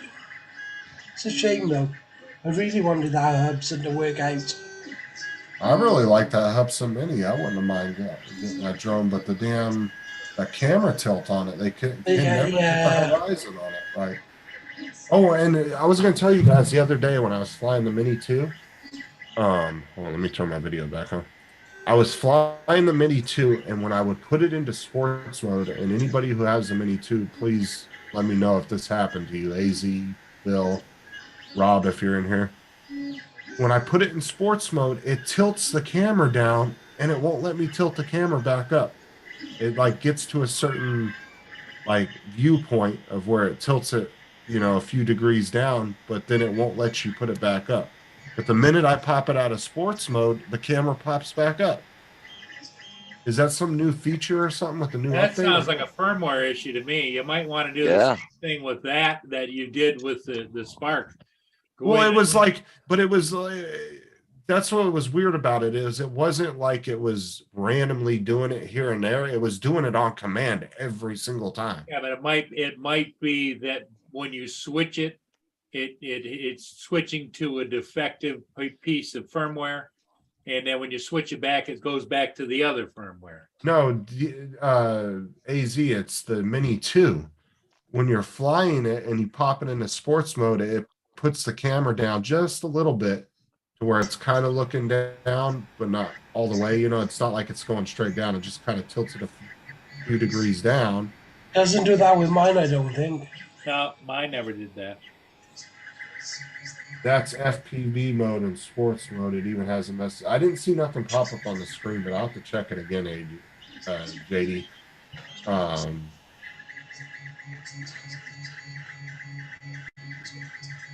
No, it's the Mini 2, guys, not the Spark. That's almost like it's tilting the camera down, though.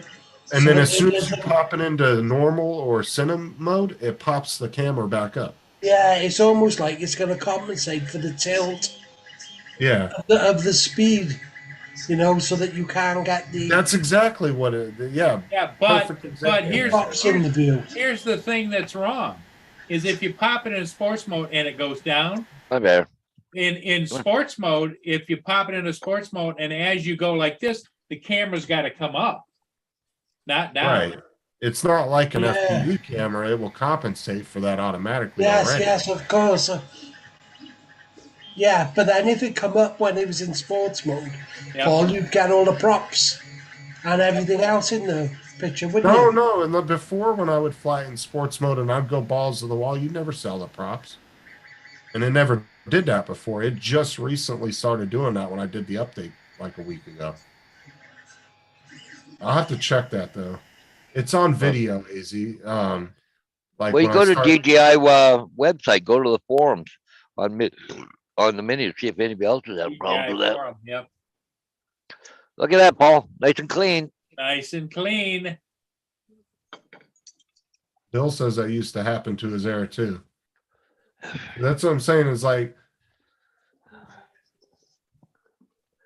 yeah, it was when I did the update about a week ago when I flew it. When I was in St. Cloud and I flew it. What was that? Thursday or Friday? I did that, or Wednesday, I think it was. I did an update because it asked me to do an update while I was out right before I went flying. So I went ahead and did the update. It will get. Right, when was the updates? I think it was Wednesday or Thursday I did it. Oh, shit. But like I said, when you're flying it Retard. and you pop it into sports mode, the camera goes down just a little bit. Yeah. Like that. It doesn't go down very far, and it's like on demand, like on command every single time. And the minute you pop it into sports, and You can still move the gimbal, all right? you can move it down, but it won't let you go past that point if you try to go back up. Is what In I'm other words, you saying. can't, it won't let him tilt the gimbal back up again. Yeah, I'd Well, say that's I think it's a firmware issue. yeah. Especially since you said it just started doing it after you did a firmware update. Oh, well, see, JD's saying mine has done that since I got the replacement. It's not a glitch. And so maybe he- you've got the thing switched on, have you? Which allows you to lift the camera above. Yeah, what's your settings for making the camera go Oh. above horizon? Do Okay, you so know what I mean? AZ's saying this is a gimbal protection feature on the Mini 2, so it must be something they added. Maybe it's to compensate for wind, so it's not stressing the gimbal. Well, and check your settings too, because after you do an update, you got to check all your settings. And there's a setting in there, Justin, that allows you to go like 30 degrees above level. Level Horizon. horizons, isn't it? Right, but I'm thinking what they're saying is like what, I'm reading your stuff, JD. Calm down. You need to relax. Relax, JD. Okay, it happens after firmware update to increase the speed in sports mode. So it's a safety feature to not stress the gimbal now when you're in sports mode. So it's a new firmware update. So these guys know what it is. So it is a firmware thing, but it was supposed to be that way. But then Bill said it happened on his A too. Then Yeah. when he had an update, it's not. Okay, so that makes sense, guys. Okay. As he said, you got it, sweet cake, JD. I know he needs to relax, AZ. I was listening to you, JD, and I was giving you credit for it. But AZ wasn't the only one saying it. You said it. Bill said it. AZ said it. Yes, it was jumping, AZ. I did have that problem before the update, yes.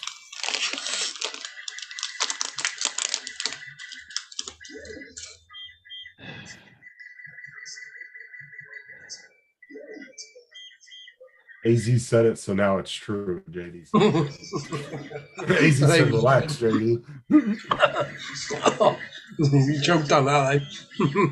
Him and JD are always going at it. Them two are hilarious.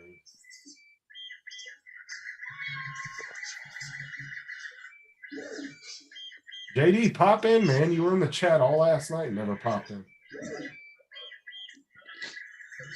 I would say AZ pop in, but we all know that ain't gonna happen.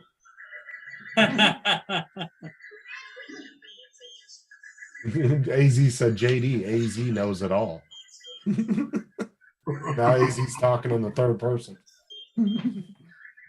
Well, we're down to 6 people watching. I'm going to go catch a ship. Do you guys want to keep going, or?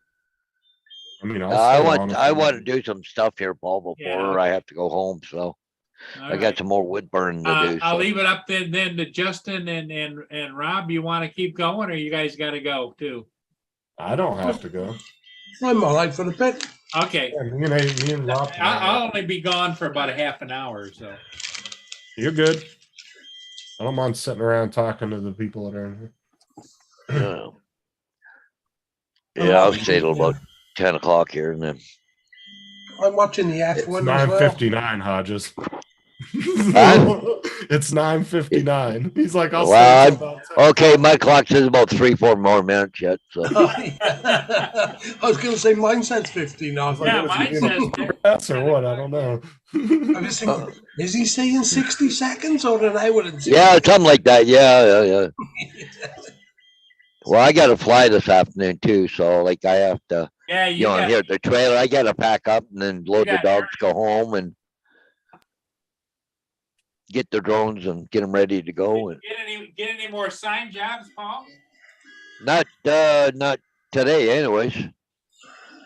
I've got 3 aerials and 5 signs to do, and I got to be in Woodstock in the morning, so right after my school bus run. So, but I'll be around tonight when I get home, because I fly between.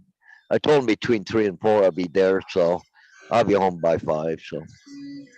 Oh my God, I am Mr. Night Train. Mike Night Train. I thought you had to fly today too, there, Rob. Yeah, I have. It was it's been pushed forward till tea time. I gotta go in about 3 hours. Oh, 3 hours. I'm gonna say, because you're out by what, 5 hours here, so. Yeah, it's 3 o'clock now. I gotta be out Yep. for about 6. Oh, about 6. Okay.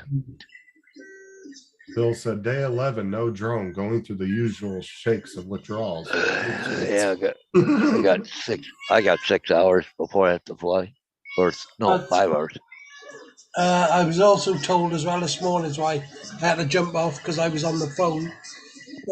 There's another bloody 3 days, 3 to 4 days in Canada. They want to. They missed out on footage. Oh yeah. So I don't know what's going to happen there. Hodges, Bill said, oh my God, Paul Hodges reminds me of a buddy on The Simpsons, the bus driver. LOL. Well, see, it's all about time. It's time, you know. It's I get right dead on every morning when my school bus run. Got to be exactly on time. No, that's the bus driver that never stops or whatever. And the kids have to like run and jump on the bus. I never thought about doing that. Just open the door and keep it on going. Come to a rolling stop. Yeah. Well, you know, the funny thing is, my doors won't open until I do come to a complete stop. It's built in. You can push the button all you want. It goes beep, beep, beep. When you come to a stop, then the door's open. What's this crap? I tell JD, come in, and then he just disappears out of the chat. Yeah, it disappears, right? Yeah, I didn't hear you guys. My bad.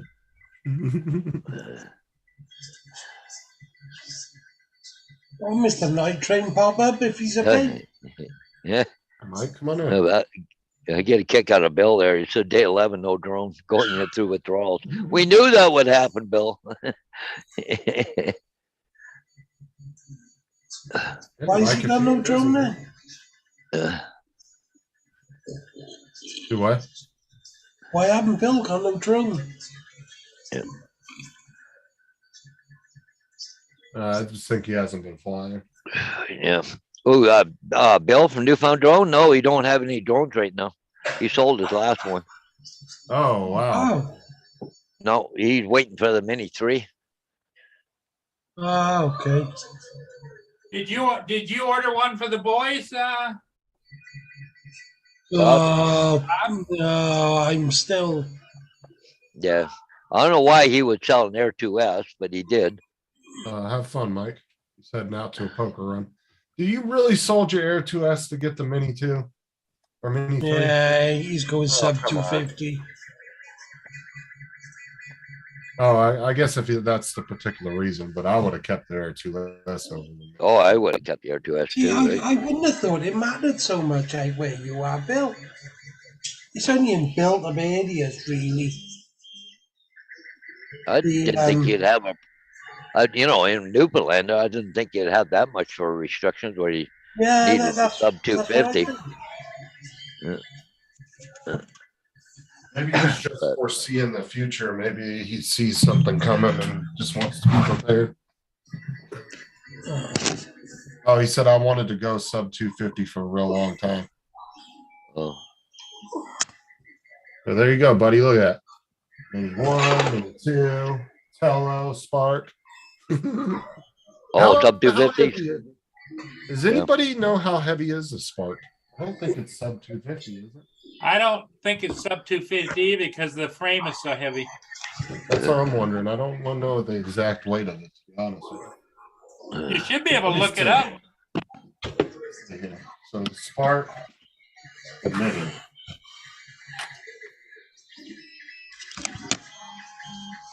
They feel really close.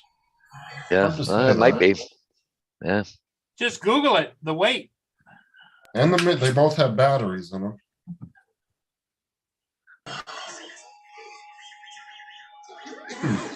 Interesting. Hey guys, I'm off. I'll be back. All right, but Yep. See you, Paul. Hey Paul, you have a good flight today. Yep. I'll see you about 5 o'clock. All right, sounds good. Okay. I'll be back, guys. Okay, guys. I'll talk to you later. It's after 10, so I got to go get some stuff done Okay. around here. So, So see you guys later, right? See you tonight, see you, probably. Bo. Yep. Bye, guys.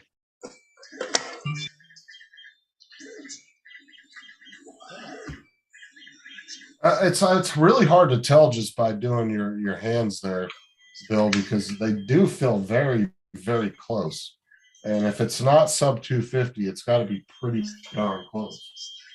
I mean, it doesn't feel any heavier or lighter than the Mini 1.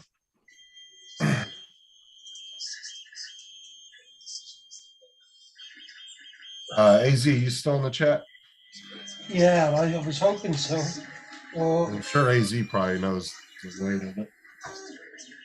Did Oh. Spark just turn on? Bill, I was going to ask you, Justin. The A2 and the A2S are the same. I want to speed up the yaw movement. The Jaw yaw, movement. yeah, God, I can't say it. Right. The speed in normal mode. Okay, AZ, how heavy is the Spark? Do you know offhand, man? I'm just curious if it's sub 250 or not, because it felt very similar to the weight of the Mini 1, and they both had batteries and everything.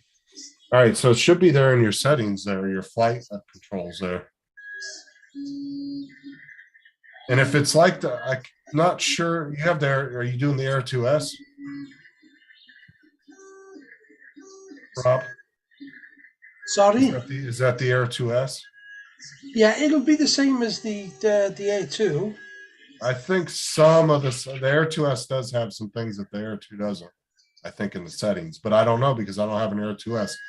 But is it like the Mini 2? I think you can do it for each individual mode too. Like, Yeah, you can. yeah. Oh, 300 grams? Okay. Okay, Mike. Yeah, it didn't feel much heavier than the Mini 1, honestly. Just by hand weight, it didn't feel much different. All right. Anybody point me in the right direction? Go to flight controls. Come on, flight controls. Does it give you any kind of speed controls on anything? Advanced gimbal controls. No, that's for your gimbal speed. Normal mode. So is it your speed, isn't it? Yeah, so you have to go into each individual one, normal mode, cine mode, and sports mode, and set your yaw speed and all that. If you want it to move real slow, turn it way down. No, I want it to turn faster. Okay, we'll turn that bitch all the way up. It should just be a little What should my your smoothness be on? well, my yaw smoothness is turned real. Your smoothness What, on the gimbal or the yaw? on the your smoothness. I've turned up the your speed. Right. Now what about the smoothness of the Honestly, I don't remember what I have mine set at, but I have all mine set really slow, so it's still cinematic. So it's not jerking the video. Yeah, okay. I'm not real sure, honestly. Sports mode. All right, AZ, we'll be here. Honestly, the best thing to do is probably pop it in the air and play around with that while it's just floating in front of you. You know what I'm saying? I'm gonna sound stupid. What's pitch? Pitch is going to be you're not in That's gimbal. the gimbal, right? isn't it? It should be No. the pitch speed of the gimbal, right? Okay. If you want it smooth, you're going to want to turn that way down. If you want it to go nice and smooth and slow. Yeah, no, I couldn't figure out then what I was doing. Because the gimbal, if you turn that all the way up, man, it just fucking jumps and it makes the video look like shit.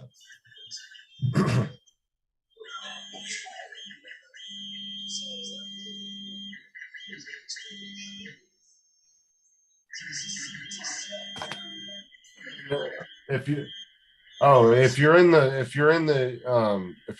in the gimbal settings, then the pitch would be the forward movement, like Bill said. I thought you were in the gimbal settings because there's also a pitch movement for that, like to set the pitch for it. I am. I'm in gimbal settings. Okay, so if you want it to go really smooth and slow, turn it down. If you want it to go fast and jumpy, turn it all the way up. But I think you'd want to have it about 15 to 18 if you want it to be real smooth. If I remember correctly. I think I had mine set at 15, I think. Because it comes. Hang on. In the advanced, it's turning left and right. Yeah, it's turning left and right with the left stick. Yeah, okay, thank you. I wasn't sure because you can just move the camera on its own. I wasn't sure if that's what it was, Bill. Okay, I got it.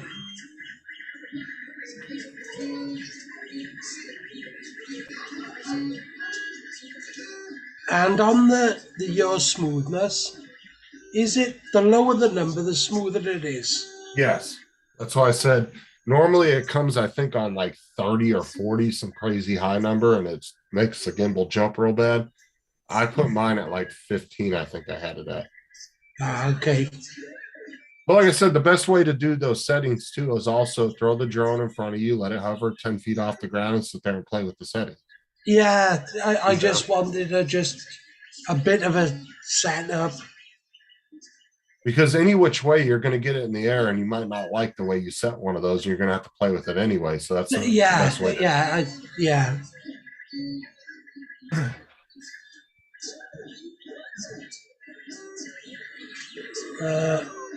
I haven't got no firmware updates just.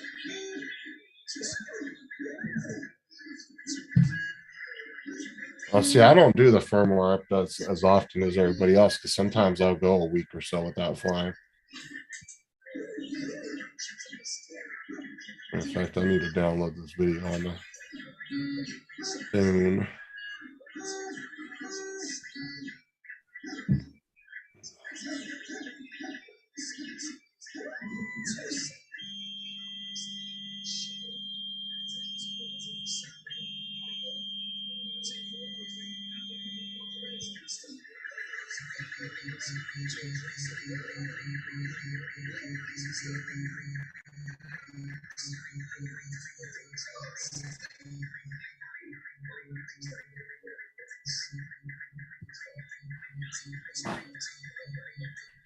Wow, I don't know if this is good or bad, but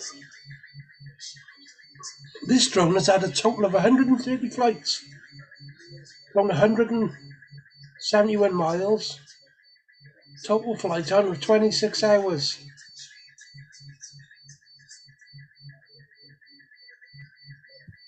Don't know if that's good or bad. Yeah, thank you, Bill.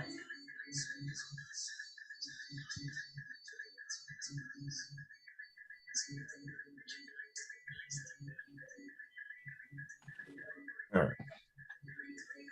See here. What you got on yours, Justin? What? I said mine has got a total of 175 miles distance is done, and a total flight time of 26 and a half hours.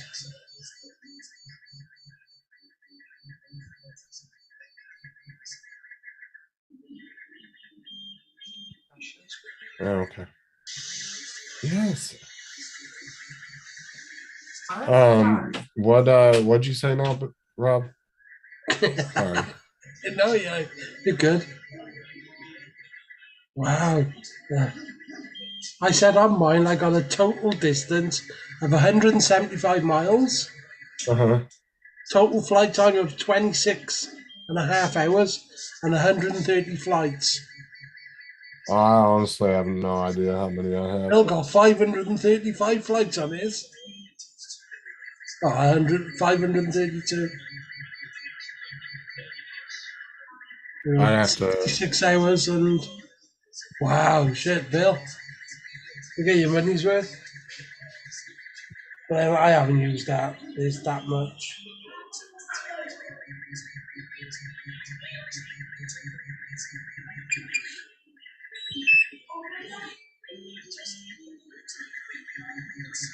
I have to look. I haven't really looked at any of that stuff in a while, to be honest with you. Some profile. I can't look at it right now anyway. I'm downloading video on my phone Ah, okay. from my SD card from the other day. Trying to import all these videos. But see, what I started doing is taking my Mini One with me to work because I go all over the county, you know, out an hour, 2 hours away from my house. So I'm like, why not just take the Mini 2 with me and I can pop that up and get some free video while I'm out. Yeah. I'm not having to pay for the gas to get there or anything. So just on my lunch break, I stop on the side of the road somewhere, pop it up for 5 minutes, get 5, 6, 7, 8 minutes of video. You still fly your Mini One, do you? Yeah, it went out not 2-3 weeks ago. We flew it. Sarah actually turned it into her drone. So I haven't done much in the last month because I've been working so much overtime and everything. Sorry? I've been working a lot of overtime the last month or so. So the weekends when I get home, I'm just so tired. I don't feel like doing it.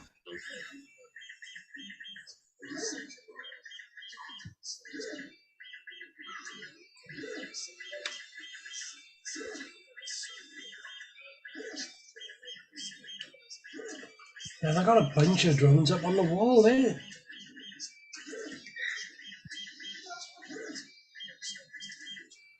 Yeah, what's the orange one right there? I think I asked you that before. Is that all? That's not an Altel, is it? No, it's one Like called an Ideal 7. Okay, kind of look like an Altel Nano. for a second there. No, it's a just a budget drone. I think it was one of the first GPS drones I got. And then I like the bugs as well. You flew any of that? No, but there's a definitely huge following for those drones. Yeah, I got all the bugs. I've seen a lot of people. There's people that's strictly all they'll fly is bugs. Yeah, I like the bugs. Like that's one of the best bugs. Which is it's a big one, just. See it? Give me 1 second. Do what now? Oh yeah. I've seen those ones. Yeah. Bugs 3. Got the big GoPro mount on it. Yeah, but they got no altitude hold or no GPS or anything like that. Yeah, but they also don't go very far neither, too, do they? Sorry? You can't go more than like a few thousand feet with them, right? Yeah, you wouldn't want to go out, out too far. And then I got the Bugs 4 as well up here. That's a good drone, that is. Oh, Bill's talking about the bugs in the chat. He said, I like the bugs I had, Rob. I had that X8 Pro. The X8 Pro. So, yeah, because they're really not the best drones in the world, but people love them, man. There's a huge cult following for both drones. Yeah, the 4W I like. I use that one for fishing.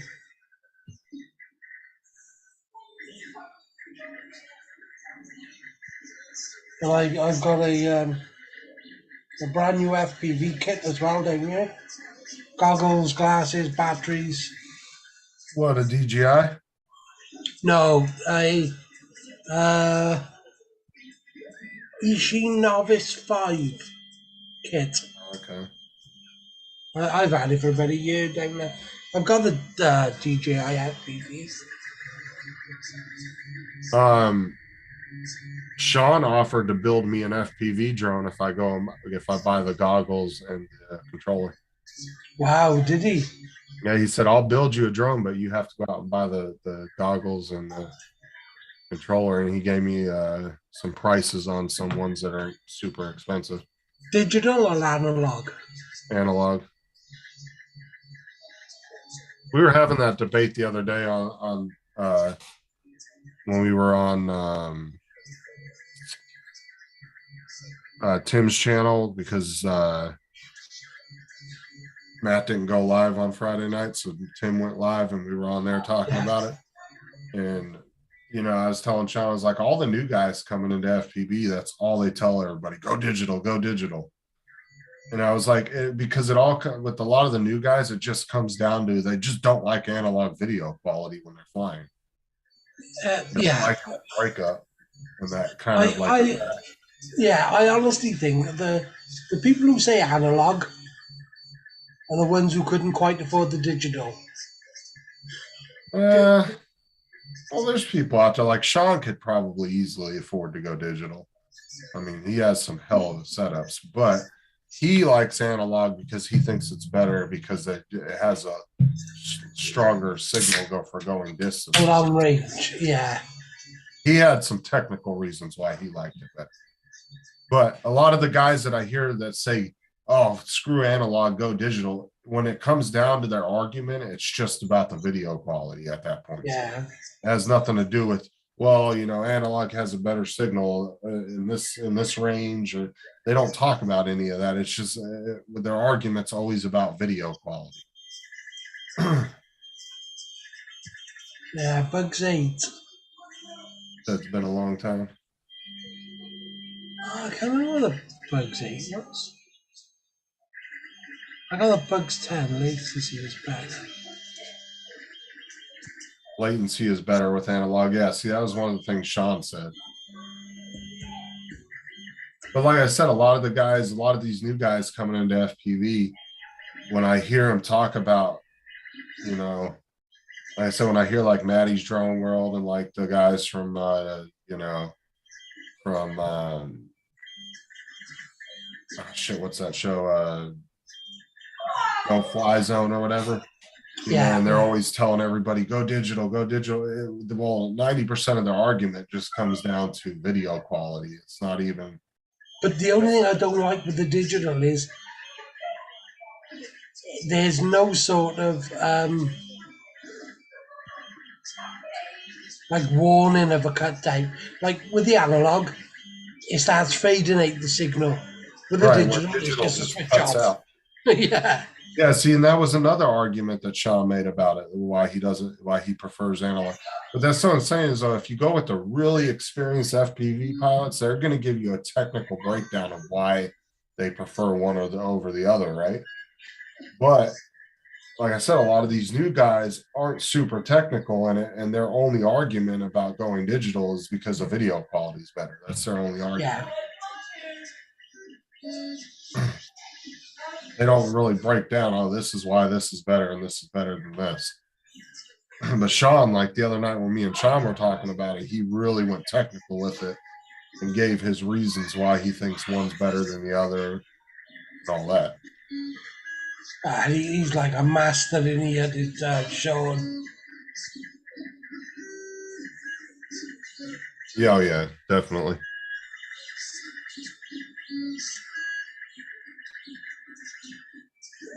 You know, Justin, I flew camera drones and FPV drones. I chose camera drones.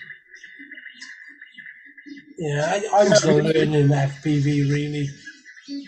I'm the same way, Bill. Like I've done FPV and it's fun, but I like GPS drones. Like everybody always says, oh, once you go FPV, you're going to go the dark side. Well, I've flown FPV a couple times and it didn't really appeal to me like that. Yeah, it was fun.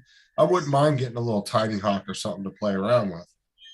But I'm not diving into FPV, one, because I don't have the fucking patience to build stuff. I really like especially when it comes to like that, you know, where you have to go in and reprogram shit and do beta flight and all that. I don't have the patience for that.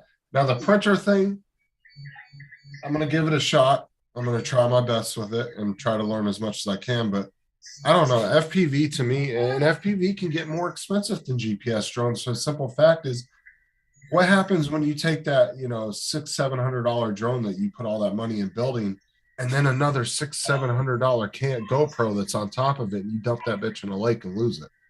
Yeah. There goes a $700 camera right in the trash that has no warranty. Yeah, or especially with me being in a wheelchair, when it lands just the other side of the fence. Right. I mean, that's what I'm saying. Like, and I'm the camera drones, though, I like going high and far. I like exploring. You can't really do much of that with FPV drones because, let's say, you can build really nice long range FPV drones that are like DJIs, right? You can do it, but then what's the point at that point? Because an FPV drone is for doing FPV tricks and different things like that. If you want to go long range, just get yourself a camera drone. Like, yeah, especially that, Bill. Like, it's like you can't afford to do it. If you can't, it's hard enough affording one of the parts of the hobby, let alone both parts. But at least with DJI or, you know, Altel, they have those programs that you can buy with the refresh programs. If you run that bitch into a tree at full bore, at least I'll replace it. Granted, you can run a lot of FPV drones full bore into a tree and it's not going to do a whole lot of damage to it. But like I said, if you break that $800 GoPro, then what are you going to do if you don't have a camera? Then you got to go out and spend another $800 on a camera. And I like the GPS drones because I'm a bugger for it. I shouldn't do it, but once I'm finished shooting what I'm doing, I'll click return to home, and then I'll be packing up. I'll have the tablet disconnected, the controller switched off, all that's going back into the case while I'm waiting for the drone to come back. I always use return to home just because it's easy. You can hit it and then just sit there, and then I'll just sit there and watch it, wait for it to come back. Oh, Usually no, when it gets over me, I'm then I'll, unplugging and wrapping everything up. I am. now usually if I hit return to home, once it gets over me, I'll disengage it and then I'll land it myself, just because I don't want it to accidentally hit something. But usually I always hit return to home because it's just easier if you happen to lose orientation or whatever. 'Cause I remember when they first did that map. Remember when they first did that one update where they changed the little mini map and all that? Yeah.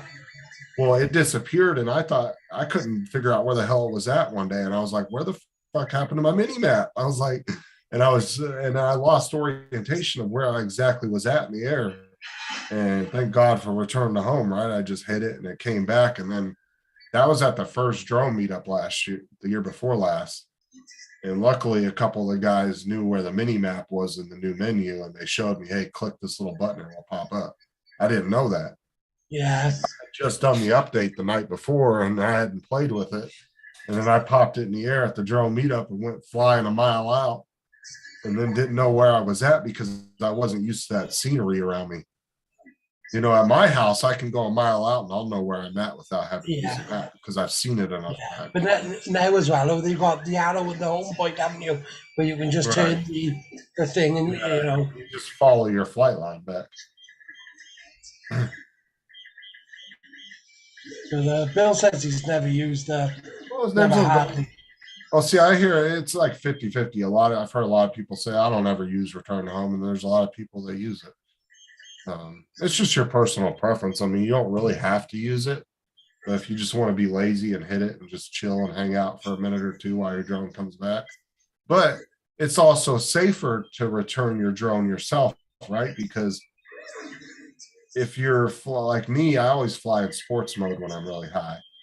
So there are times if I see a lot of birds in the air, I'll return to home myself because I want to be full bore to where I don't have to worry. Because when you go into return to home, it slows way down and kind of just creeps along. And so you can't put yourself in a position where a bird may attack your drone on the way back if you're not paying attention. You're muted. Yeah, sorry, my wife was just passing me some food. But yeah, I don't use sports mode that often. I love sports mode. Absolutely love flying. Well, see, the thing with me though is why I like flying in sports mode, especially when I'm high up, is you'll see the video moving along. If you're in cine mode and you're 300, 400 feet in the air, the video moves so slow that it doesn't really look like you're really moving that much, right? Because you're so high up in the air that the houses and everything are just kind of moving so slow that it can make for a little bit more of a, I guess, boring video to me. I don't know. It's just my opinion. I think sports mode looks better when you're real high up in the air. It kind of makes everything move along a little quicker, especially when you're going somewhere, you're trying to get to a certain destination. You don't want it to take forever in your video. Sorry. But yeah, did you see Bill's video the other day of it was quite good, where he done a different type of editing. To be honest with you, I haven't been watching much of anybody's videos the last week or so. Just like I said, I've just been. I did enjoy it, and you found. It's nothing against anybody. I haven't really been watching JD's or anybody's videos. I feel bad, but I've just been. When I get off here, I just kind of go lay down and just. I've been watching a lot of movies and stuff, and I'm not on YouTube. I'm not on the lives. I've been catching up on a lot of my shows lately too, so I haven't really been watching a lot of YouTube. I'm not on here. What have you been watching? The new Star Trek shows. That show Ghosts on Paramount's pretty funny. What? Goats? Ghosts. Oh, that's. It's what it is it's about this couple that buy this old bed and breakfast, or no, they inherit it. because her grandmother like owned it. And there's like she ends up hitting her head, and then all of a sudden she can see all these ghosts that have died in the house from like over, a couple hundred years. Oh wow, It's, what's that on? it's on Paramount Plus. No, man, have a look at her. I've been It's watching funny, the like you have like some old school like revolutionary soldiers, and then you got some like British soldiers from the Revolutionary War. yeah. And they're like the British guys hang out in the shed, out in the tool shed. That's their area, and then the American soldiers hang out in the house. But every once in a while, they come out and they like argue with each other and shit. But they're all ghosts. But it's like you get all these ghosts from all these different time periods that are hanging out with each other in this house. It's pretty fun. What do they want? Nothing. They can't go anywhere, right? Because Or they're like, not like asking like- her for help or no, they're kind of just stuck there. So when the girl hits her head and she can see them all, they kind of just become like friends of the house, right? Like they just yeah, because there was that thing Ghost Whisperer one there with Jennifer Love Hewitt. something like that. I think That was quite cool. but it's more like a comedy too. Like it's not really serious. It's kind of a comedy about ghosts, which makes it a little bit more fun. But and I've been watching 1883, Yellowstone, but those are all not the new seasons haven't come out yet for those, so I haven't been watching those. I've been watching a bit of Yellowstone. Mayor of Kingstown's pretty good. That's another show that the creators of Yellowstone made. So it has some of the same characters in it. And then what else have I been watching? I just started that Lincoln Lawyer on Netflix. What is it? Lincoln Lawyer. Oh, I haven't watched that. I need to catch up on Ozark though. The new season. I haven't watched that yet. That's the next show. As a matter of fact, I'll probably watch it here in a little bit. Yeah, I'm all up to date on that. I haven't watched any of the new season that came out recently. It's been pretty good. I'm about to check it out. I'm probably going to watch it today. Since I have tomorrow off, I'll probably dive into that. I don't like diving into new seasons of shows on the day before I have to work because then I'll end up staying up late watching. Because that happens when you get the option of watching the whole season. You'll get into one episode and you'll be like, "Shit, what happens next?" And then next thing you know, you've watched half the season at 2:00 in the morning. Yeah.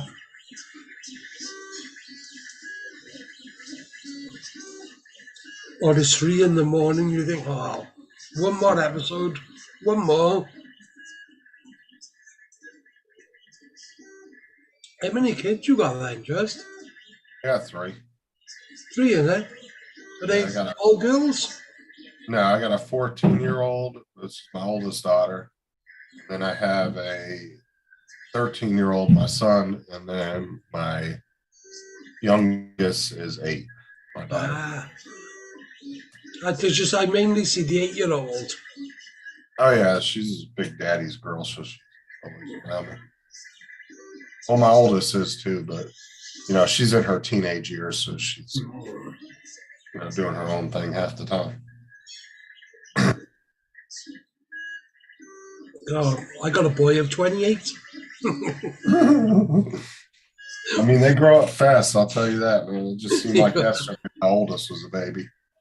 Now she's a year away from high school. So.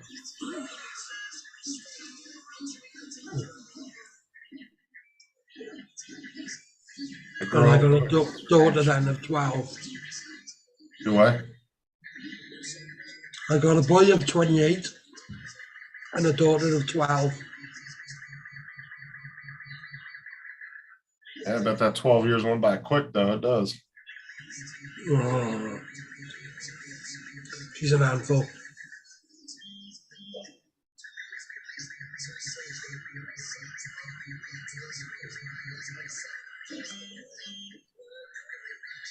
So you're hoping for your print this week? Yeah, I'm hoping. I was hoping to get the printer before this weekend because I had a 3-day weekend. I would have had time to play around with it, but I'm not going to get it till Wednesday. So I'll probably start putting it a little bit together Wednesday night. I'm sure I'm not going to get it all together, but I'll probably start working on it and slowly get it together by Friday. And then hopefully on the weekend, I'll be able to play around with it. I'll just kind of slowly build it over Wednesday, Thursday, and Friday. Yeah, there's loads of videos of putting them Right. together. Oh, I've watched a whole bunch of videos now. I got most of it in my head, but if I have to refer to something, I got tons of videos I can go back and look. Yeah, they're pretty easy. Altogether, it takes anywhere between an hour to 2 hours to put together, from what I gathered, The first one, yeah. depending on how much tweaking you have to do with it. But yeah, it takes anywhere between an hour to 2 hours. Because even that real experienced guy that Tim showed me the video of, it takes him about an hour, and he's put about 30 or 40 of those Ender 3s together. But it still takes him about an hour to get it all together. So, and then all the other guys that I watched that were kind of new to it, and they were putting it together and showing you, it was taking them about an hour and a half to 2 hours. So that's why I said I'll probably work on it for an hour or so Thursday night or Wednesday night, and then I'll work on it a little bit more Thursday night. Maybe hopefully I'll have it together before Friday.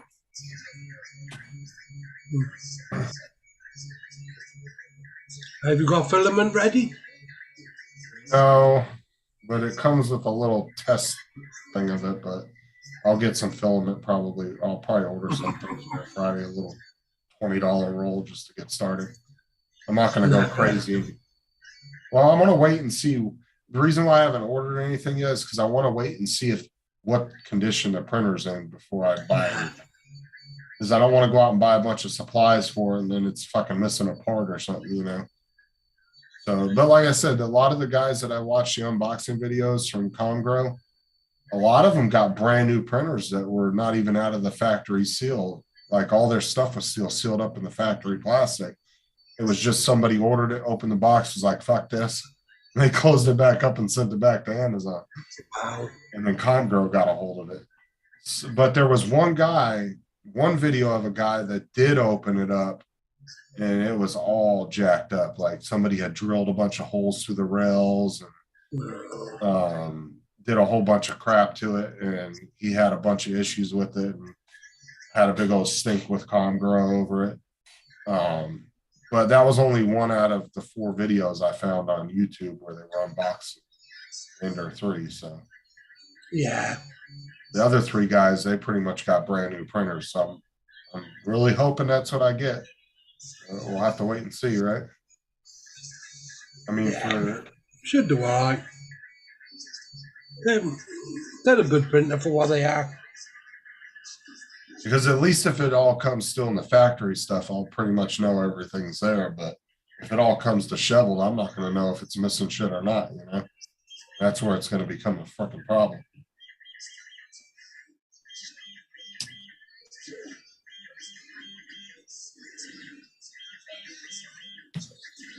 Because then I'll have to slowly go through those YouTube videos and be like, okay, this part's here, this part's not here. You know what I'm saying? If it comes all disheveled and shit. But like I said, they seem to have pretty good reviews. They have more positive videos. I don't think it comes in that many parts. I mean, the new ones that I saw that people opened up, I mean, everything was like individually bagged and marked what it was and all that. It was definitely a handful of parts, but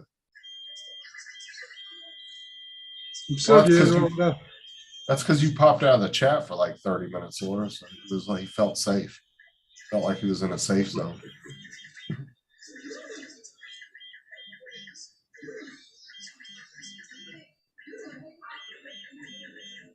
Yeah, I got a nice spot right here on the desk for it, right here.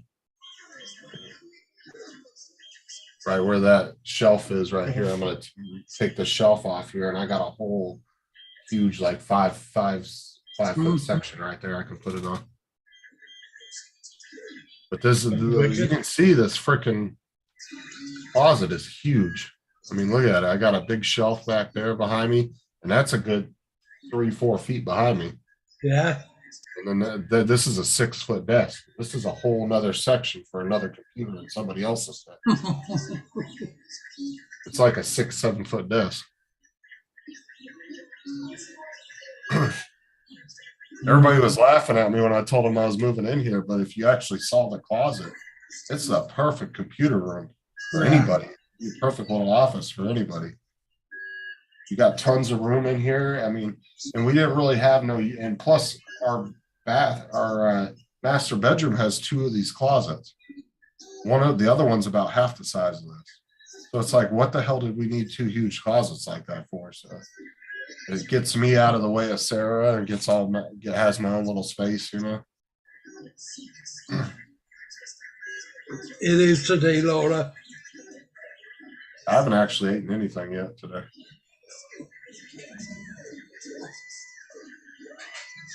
As soon as Paul gets back, I'm probably gonna jump off and get something to eat and everything. Relax Jump for a off if you little bit. want. Do what? Jump off if you want. Oh no, I'll stay on until Paul at least gets back. Right. If you need to go, don't panic about me. Oh, I'll be back in a sec. I gotta go help move something real quick. Give me a couple minutes. All right. Mhm.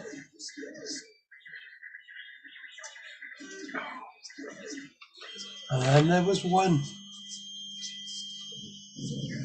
Excuse me. That was quite nice.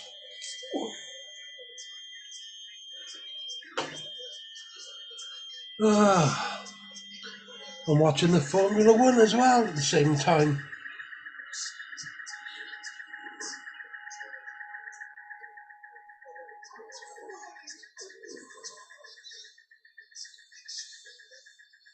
Leave it.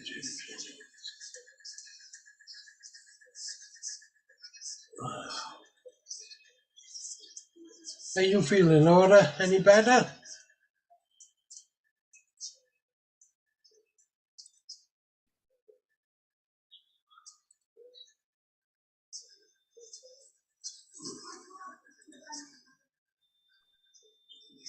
Is that really back?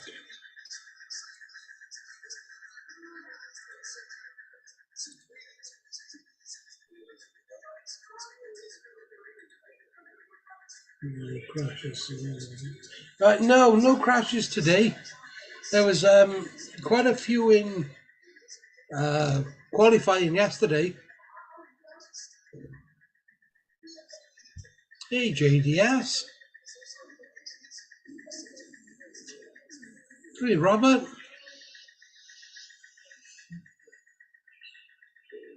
Oh, JDS, you're always amazing. I don't know how you do it. Yeah, Justin's just nipped off a minute, Robert. I'm doing all right, bud. I'm plodding on. Come up and join us if you want. As he disappears.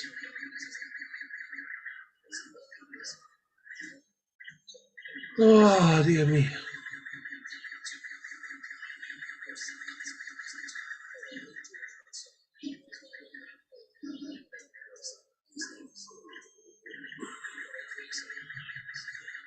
What have you been up to today, Robert?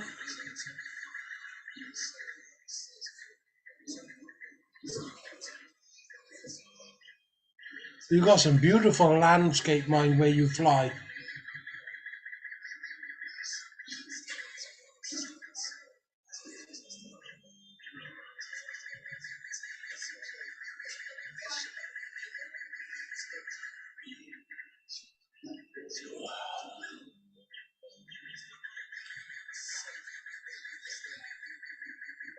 Links at the top if anybody wants to join.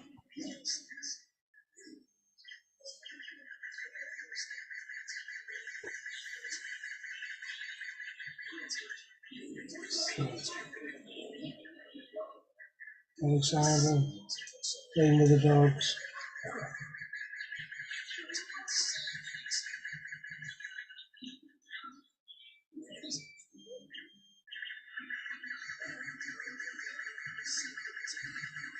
I don't know if any of you follow Formula One, but it's the Monaco Grand Prix today.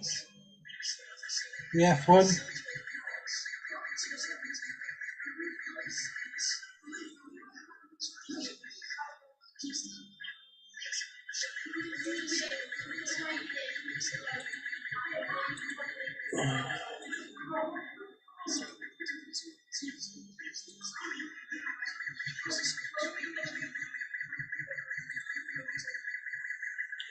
All right, Laura, is there a message later?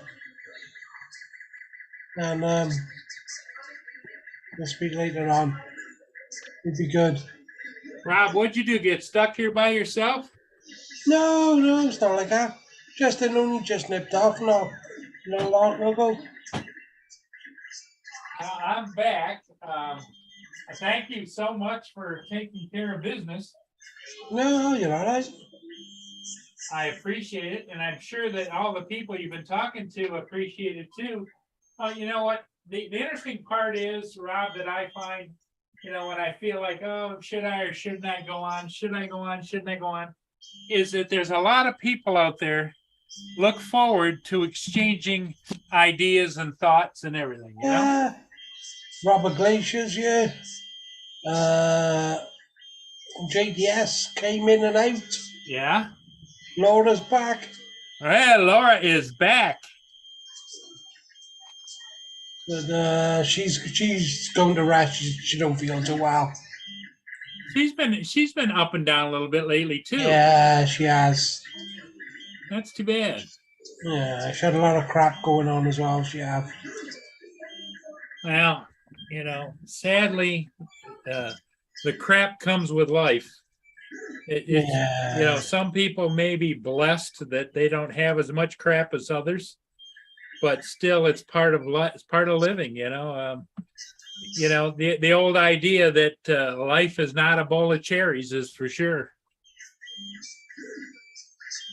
It has its ups and it has its downs. You just try and manage the ups and manage the downs. Yeah.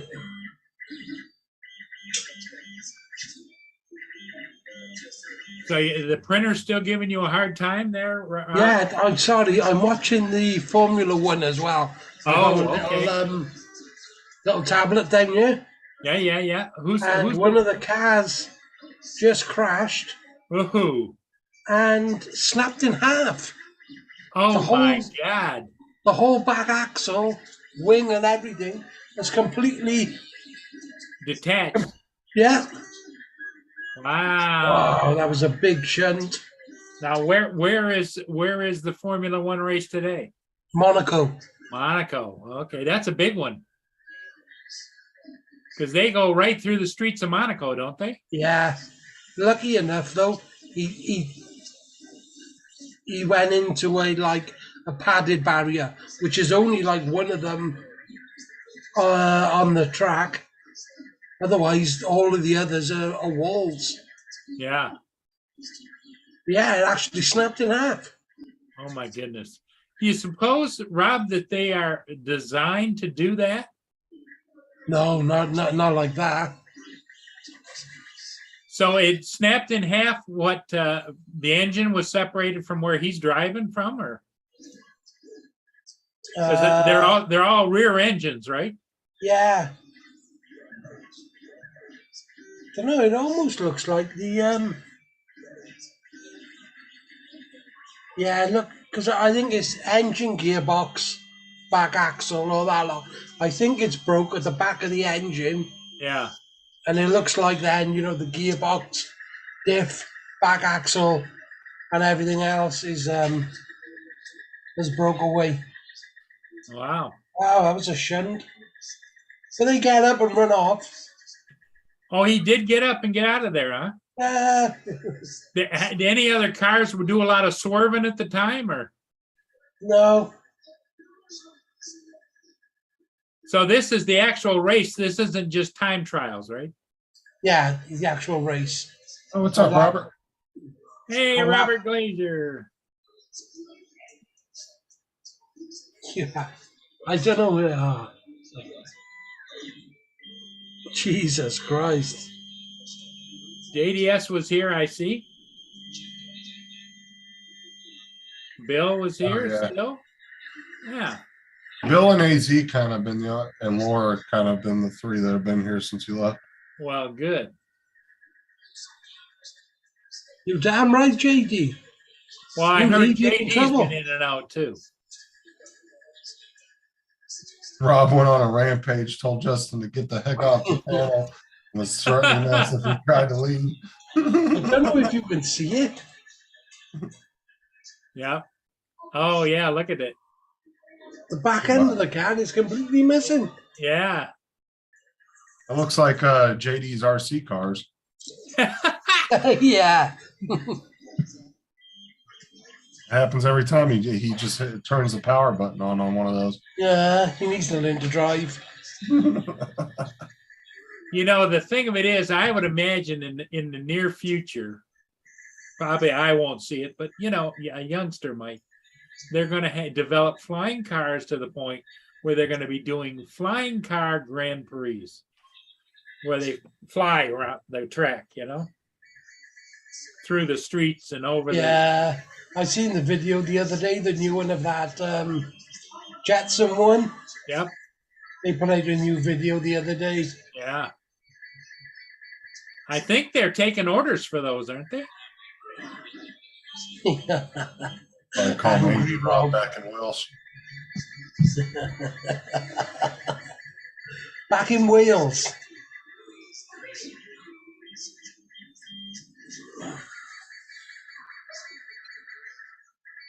The JD needs to learn how to drive.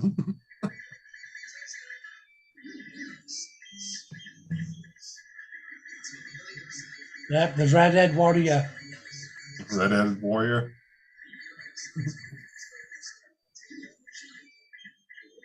Red-headed wheeled warrior. Red-headed wheeled warrior. Oh, there you go. That's kind of like TJ being known as the Goodwill Bandit. I can't believe he did that. Like, I Yeah. really, And he couldn't understand why they said, no, you can't just take it. I don't know. I was like, and he was like, I just put it in my car, and then I saw him running after me like they were trying to get my license plate. Well, of course, you just stole from him.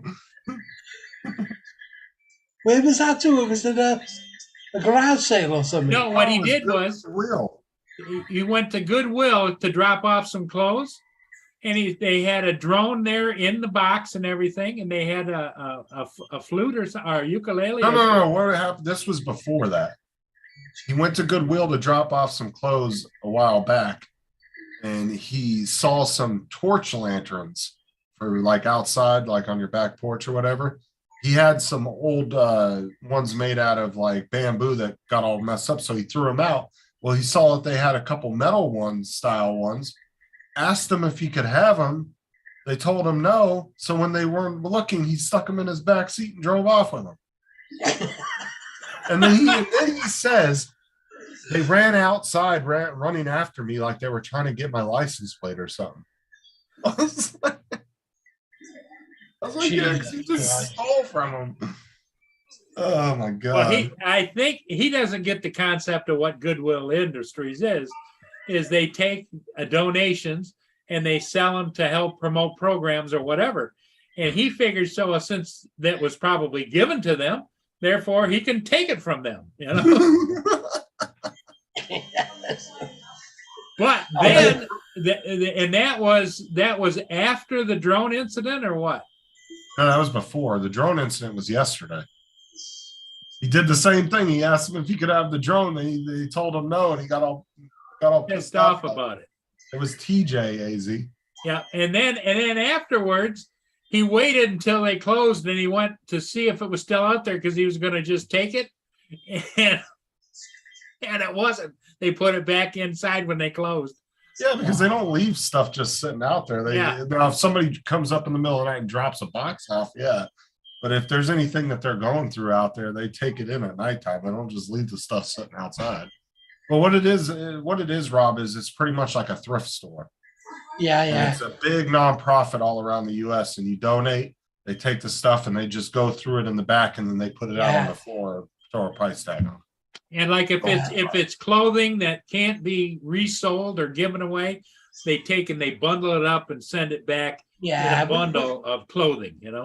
we have like Salvation Army Yeah. and charity shops do exactly the same sort of thing. Well, the bandit thought it's there. I can just have it. So we called him the Giggles Bandit now. The giggles, yeah. Yeah, TJ, Robert Glazier. It was TJ. TJ, the giggle bandit. Giggling bandit. That's what you call it.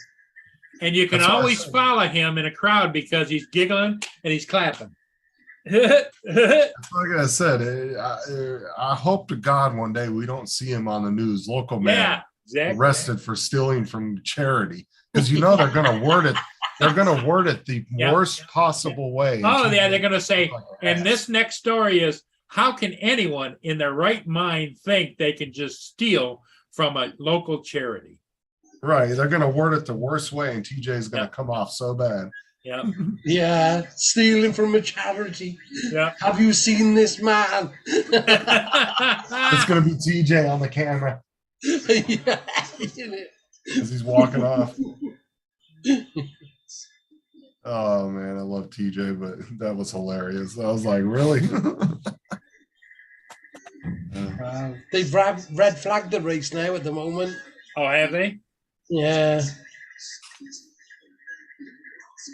I don't know if you heard Rob say, but he was watching the race on another monitor, and one of the cars spun out, hit a barrier, and split in half.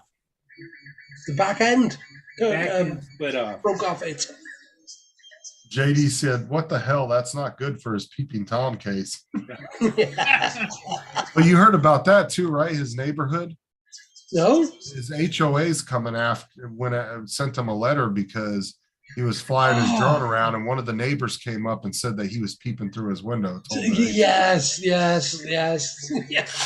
So now he's dealing with that. Oh, but And I yeah, know. so yeah, and that's what JD's talking about there. Yeah. Local peeping Tom arrested for stealing from That's charity. right. wait there. That's all. And follow up at 6 with local peeping Tom now is turned into the Goodwill Bandit. Yeah, Robert said TJ's laughing all the way to the jail.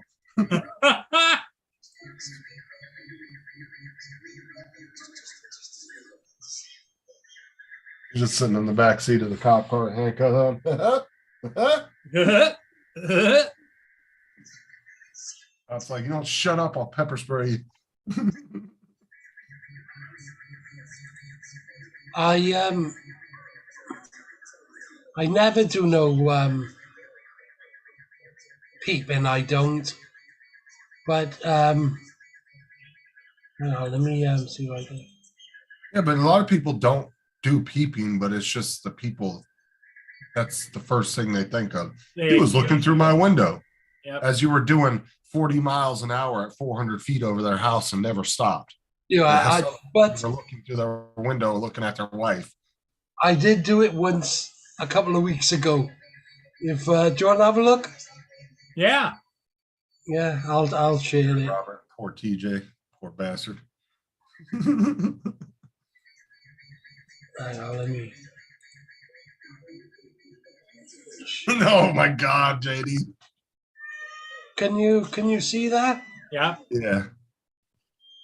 It's this building here. I was showing somebody the zoom on it,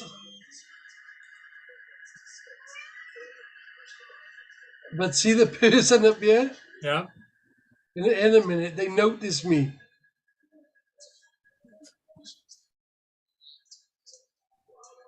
I didn't go too close, but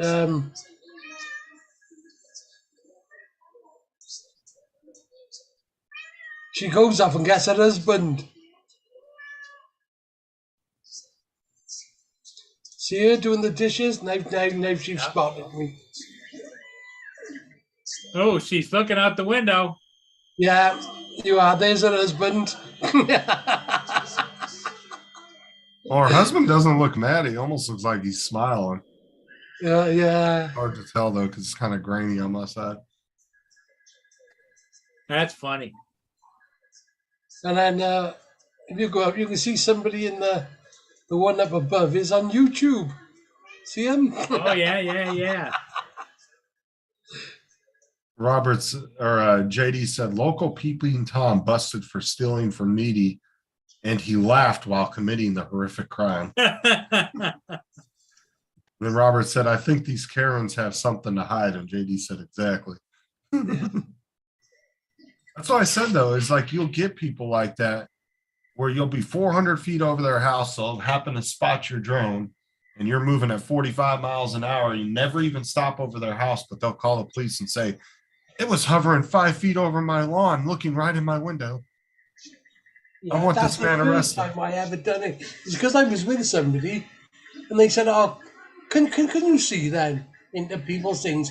And that block I thought was going to be empty. So I said, "Oh yeah, you are." Look, and I zoomed in, seen somebody, started laughing. So I wouldn't do it again. And as well, it was nowhere near me. I was about a mile away with the drone, and it wasn't in my area. Could be some naked hot 20-year-old walking around in there though, right? Sorry? So couldn't have been Naked some hot 20-year-old walking around. Yeah. Yeah. I could have got in shit for that. Couldn't have been a porn hub forum going on in there. Yeah. Or Yeah.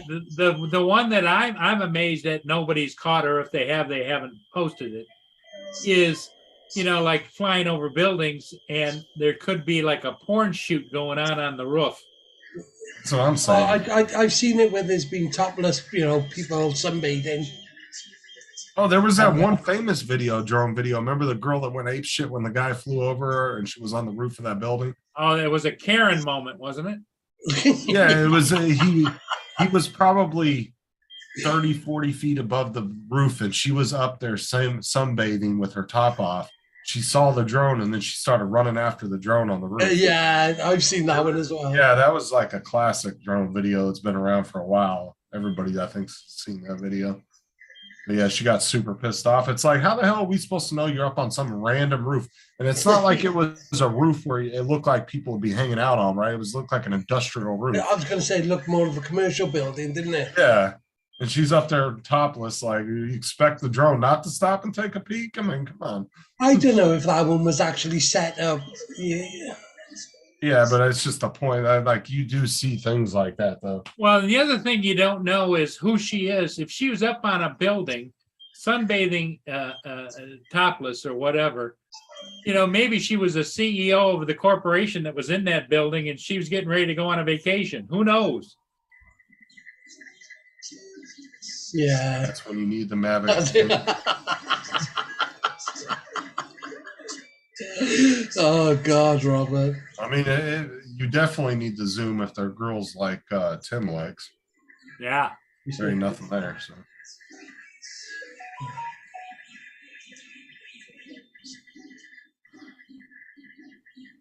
Yeah.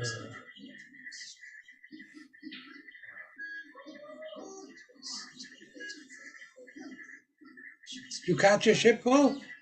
Yes, I did. Yes, I did. Yeah, was it a good chip? Indiana Harbor. I'll show you guys the raw footage.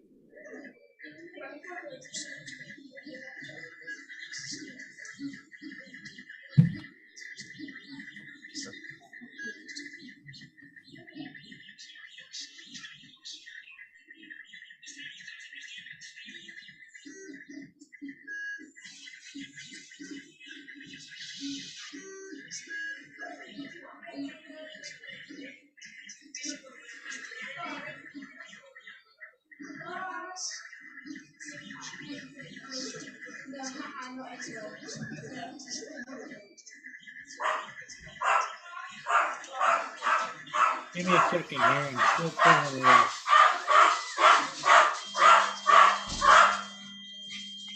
Okay. That ain't go by to running through the house. Nails on the floor. That's when somebody tries leaving. That's when you try going out or shutting the door behind her. What, she chases you and barks? Yeah. She don't like you closing the door behind her. Okay, here we go. Can you see it? Yeah.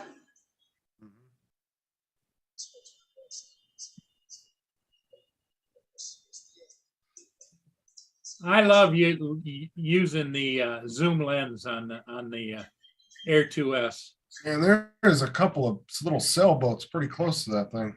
Oh yeah, well they crossed in front of him. He a little while ago he was out there blasting his horn. Bah, bah, bah, I mean, bah. I wouldn't want to get anywhere near the wake of that thing, man.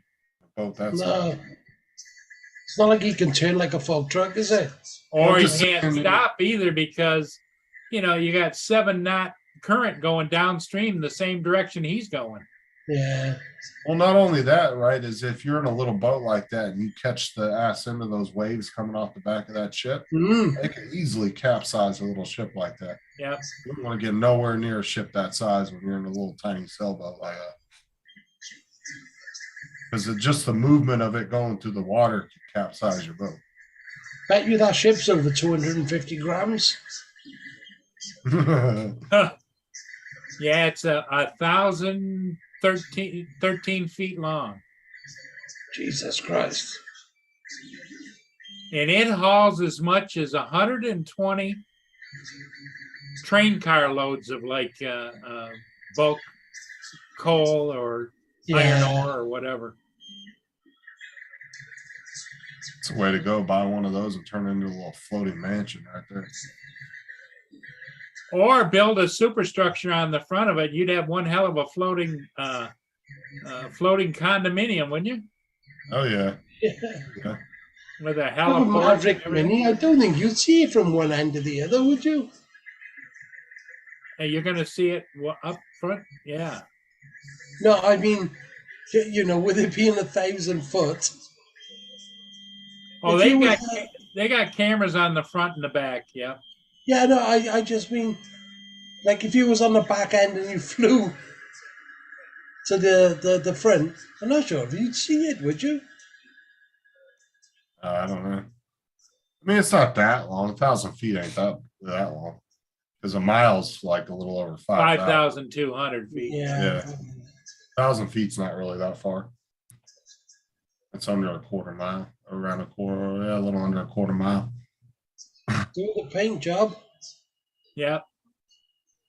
Well, there was time when they were all pristine, but nowadays with all of the regulations as far as painting and all kinds of stuff, because I remember used to see the crew, like if it were underway like this and the weather was this night, they'd be out there painting portions of it. Yeah, hanging off the side in Yep. like harnesses. Yep. Yeah, Why that are takes they some not doing. allowed? Are they not allowed to paint because of like environmental crap? Yep. Well, that just wears the boat down over time with rust and everything. That's the whole point of the paint. They have to protect actually almost dry dock those boats, which they do up in Wisconsin, and then they scrape paint and paint them up. But I can't imagine what they would charge that company to paint the hull of that ship. Oh, I'm thinking probably at least a couple $100,000, if not more. Yep, or more. On a big roller, wouldn't you? Yep. Well, you would think they'd have robots do it, Well, by the time you started the one side, by the time you got around the other side, it rusted. Well, see that. Do you know what's funny about that, Rob? Is the San Francisco Bay Bridge. That they actually have painters that's their whole career. Full time, yeah. Because by the time they get to one side of the bridge, they have to go back. and it's the other side. repainting, yeah. And But it's we just got a to be constant- similar. Yeah, it's just a constant, nonstop painting job. Because Yeah. That's what happens. They have to protect that bridge at all costs from corrosion, right? That's the only way to protect it is by paint. It's a nice bit of flying at it, but do you know it's not that easy to film. Especially a moving objects. object. Well, he's had so much practice, he does all this freehand now. Yeah, have you tried it just? Oh yeah, Like- I've done a couple water towers and did pretty good on it. No, Now, I'm not on a moving. moving object, no, but on some. Try big towers. try it sometime. I mean, it's not as easy as people think. Oh no, it's not. It's hard enough doing it around a steel object. Yeah. let alone a moving object. See, the bad thing is that Paul did one of the automated things and locked onto that ship. I'm afraid that that thing would keep following and he'd be like, oh shit, I'm trying to turn it off. His drone would just end up out in the middle of the ocean following that ship. Because that's the thing, if you did a follow me on that and you weren't familiar with the quick shots, Yeah. you would go into panic mode when that boat gets 2 miles down the river and it's still following it.